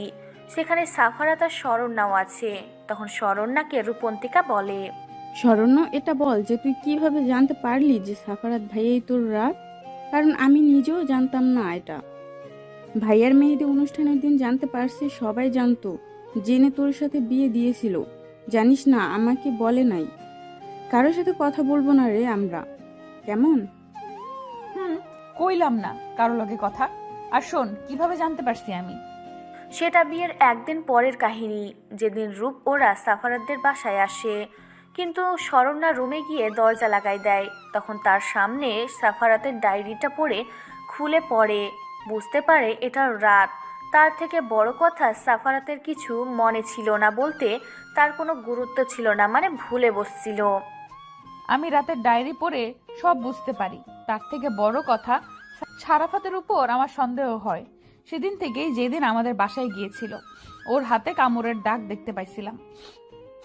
তারপর আমার রুমে নূপুর পাইছিলাম। সব মিলে সারাফাতের উপর সন্দেহ হয়। কিন্তু পরে ভাবি, তাহলে আমাকে বলে না কেন যে সেই রাত? কারণ তার সামনে তো রাতের ব্যাপারে কথা বলছি আমরা। পরে রাতুল নিজেকে রাত বলে দাবি করে। আমিও সারাফাতকে পরীক্ষা করার জন্য বিয়েতে রাজি হই। কিন্তু না, বুঝলাম সারাফাত রাত না, কারণ কোনো রিয়াকশন করতো না। পরে আমি জানতাম না এরা প্ল্যান করে আমার সাথে সারাফাতের বিয়ে ঠিক করে। বিয়ের দিন রাগ লাগছিল আমাকে না বলে এত কিছু করার জন্য, তাই কারোর সাথে যোগাযোগ রাখছিলাম না। তো আমাকে এমন ইগনোর করতে কেন? কি একটা ব্যবহার করতে আমার সাথে? তাহলে জেনে বুঝে এত কিছু? আমি ভাবতেছিলাম যে তুমি নিজে আমাকে চিনে নাও, তুমি নাকি ভালোবাসো আমাকে, সেজন্য। একদিকে আমি অন্য কথা ভেবে বসেছিলাম যে তুমি চিনবা, আর একদিকে তুমি ভাবতে যে আমি নিজে স্বীকার করি। হায় রে, তুমি পাগল ছাড়া কিছু না, সেটা কি জানো? তোমার 5 বছর বয়সের ছবি আমার কাছে থাকলেও তোমার যখন 11 বছর বয়সের, তখন তো তোমার সাথেই ছিলাম। তো তোমার চেহারা কতটা মিল আছে চিনতে পারবো না কেন? তার উপর কামড়ের দাগ। তবে দাগটা দেখে অবাক হয়েছিলাম, এতে বছর এর আগে এখনো আছে তোমার হাতে। এটার রহস্য কি বলো তো? আরে গ্রাম থেকে আসার পর প্রায় 6 মাস পর এর একটা নজরে আসে, কেমন যেন ভালো লাগতো, তাই নিজে কামড় দিতাম। একসময় দাগটা একেবারে গভীর হয় আর মিশে নাই, এই আর কি। তারপর সবাই আড্ডা দিয়ে নিজেদের রুমে যায়। সাফারাত আর শরণ্যা রুমে এসে দেখে আবার রুমটা সাজানো হয়েছে। শরণ্যা সাফারাতের দিকে তাকায়, মুখ ভেঙচি দিয়ে ওয়াশরুমে গিয়ে ফ্রেশ হয়ে আসে। শরণ্যা বের হওয়ার পর সাফারাত ফ্রেশ হয়ে এসে দেখে শরণ্যা নাই। পরে ফোনে একটা মেসেজের শব্দে ফোন হাতে নিয়ে দেখে শরণ্যা মেসেজ করছে ছাদে যাওয়ার জন্য। সাফারাত ছাদে গিয়ে দেখে শরণ্যা চাঁদের দিকে তাকায় আছে। ভালোভাবে শরণ্যাকে লক্ষ্য করে দেখে আজকে সাদা শাড়ি পরা। সাফারাত মুচকি হাসে। এই সাদা শাড়ি পরা মেয়েটার প্রেমেই তো পড়েছিল সে। সাফারাত শরণ্যার দিকে কিছুক্ষণ তাকায় দেখে শরণ্যার কয়েকটা ছবি উঠায়। তারপর শরণ্যার পাশে গিয়ে দাঁড়ায়। পাশে কারো উপস্থিতি টের পেয়ে শরণ্যার চোখ খুলে সাফারাতকে দেখে পরে আবার আকাশের দিকে তাকিয়ে বলে, জানো রাত, আমি কখনো ভাবিনি আমার রাত আমাকে ভুলে যাবে। আমাকে বাসা থেকে কত বিয়ের কথা বলেছে। একটা কথা বলতাম, আমার রাত ছাড়া কাউকে বিয়ে করব না। সে আমাকে কথা দিয়ে গেছে ফিরে এসে বিয়ে করবে, কিন্তু দেখো তা মাত্র আমার স্বপ্ন। আমার রাত তো সেই কবেই আমাকে ভুলে গেছে। শরণ্যা কথা বলতে বলতেই কেঁদে দেয়। সাফারাত শরণ্যাকে এবার পিছন থেকে জড়িয়ে নেয় নিজের সাথে, আঁকড়ে ধরে ভালোভাবে। পরে শরণ্যার হাত ধরে দোলনাতে বসে নিজের কোলে শরণ্যার মাথা রাখে। শরণ্যাও চোখ বন্ধ করে নেয়। এভাবে কিছুক্ষণ থাকার পর হুট করে সাফারাত শরণ্যাকে কোলে উঠায় নেয়। শরণ্যা ভয় পেয়ে খামচে ধরে সাফারাতকে। সাফারাত শরণ্যার কানে কানে বলে, দুইবার বিয়ে করলাম, একবারও না মানে বাসর হয় নাই। এবার মিস করলে সবাই আমাকে গেই ভাববে, তাই চলো হয়ে যাক তোমার কামড়াকামড়ির যুদ্ধ। শরণ্যা সাফারাতের কথা শুনে সাফারাতের বুকে কিল ঘুষি মারতে থাকে। সাফারাত রুমে এসে শরণ্যাকে বিছানায় শুইয়ে দিয়ে দরজা লাগাই এসে দেখে শরণ্যা কোলবালিশ জড়িয়ে শুয়ে আছে। সাফারাত ফিক করে হেসে দেয় আর শরণ্যার রাগে চোখে তাকায়। সাফারাত কোলবালিশ টান দিয়ে শরণ্যার পাশে শুয়ে টেনে নিজের সাথে মিশিয়ে নেয়। বাকিটা তো আমি জানি না। সকালে সাফারাত চোখ মেলে তাকায় দেখে শরণ্যা আয়নায় সামনে বসে চুল মুছতেছে। সাফারাত উঠে জামা নিয়ে ওয়াশরুমে যায়। বের হয়ে শরণ্যার পিছন থেকে জড়িয়ে নিয়ে বলে, এই বাসর তুমি আমার সাথে করেছো নাকি আমি তোমার সাথে? সেই ছোটবেলার অভ্যাস এখনো যাই নাই তোমার? সারা রাত কামড়ে আমার শরীরের কি অবস্থা করেছো দেখো তো। পানি পড়লে জ্বলতেছে সারা শরীর। এরপর বোঝাবো কামড় কাকে বলে, দেখে নিও। সাফারাতের কথায় শরণ্যা বাচ্চাদের মতো মুখটা করে। সেটা দেখে শরণ্যাকে তার দিকে করায়। এবার শরণ্যা দুই হাতে সাফারাতের গলা জড়াই ধরে বলে, তোমার সন্ধ্যাবতী আমি। এই সন্ধ্যাবতীর পক্ষে থেকে ভালোবাসার এই দাগগুলো বুঝলে? এটা আমার ভালোবাসার উপহার। ভালোবাসি, খুব ভালোবাসি তোমার সন্ধ্যাবতী তোমাকে। সাফারাত শরণ্যার কপালে চুমু দিয়ে বলে, আমার দেখা সেই সন্ধ্যা রাতের সন্ধ্যাবতী সাদা শাড়িতে তোমাকে যেন এক কল্পনার রাজ্যের পরীর মতো লাগতেছিল। সেই ছোটবেলায় এই আমার সন্ধ্যাবতীর প্রেমে পড়েছিলাম। বাচ্চাদের মতো তোমার কাছে আবদার করেছিলাম আমার বউ হবে, আর তোমাকে সন্ধ্যা রাতে দেখার জন্য নামটা দিয়েছিলাম সন্ধ্যাবতী। আমার সন্ধ্যাবতী, ভালোবাসি তোমার বাচ্চার বাবা হওয়ার জন্য হলেও সারা জীবন তোমাকে পাশে চাই। দুইজনেই হেসে উঠে সুখের হাসি। ভালোবাসা ভালোবাসে তাহার সন্ধ্যাবতী।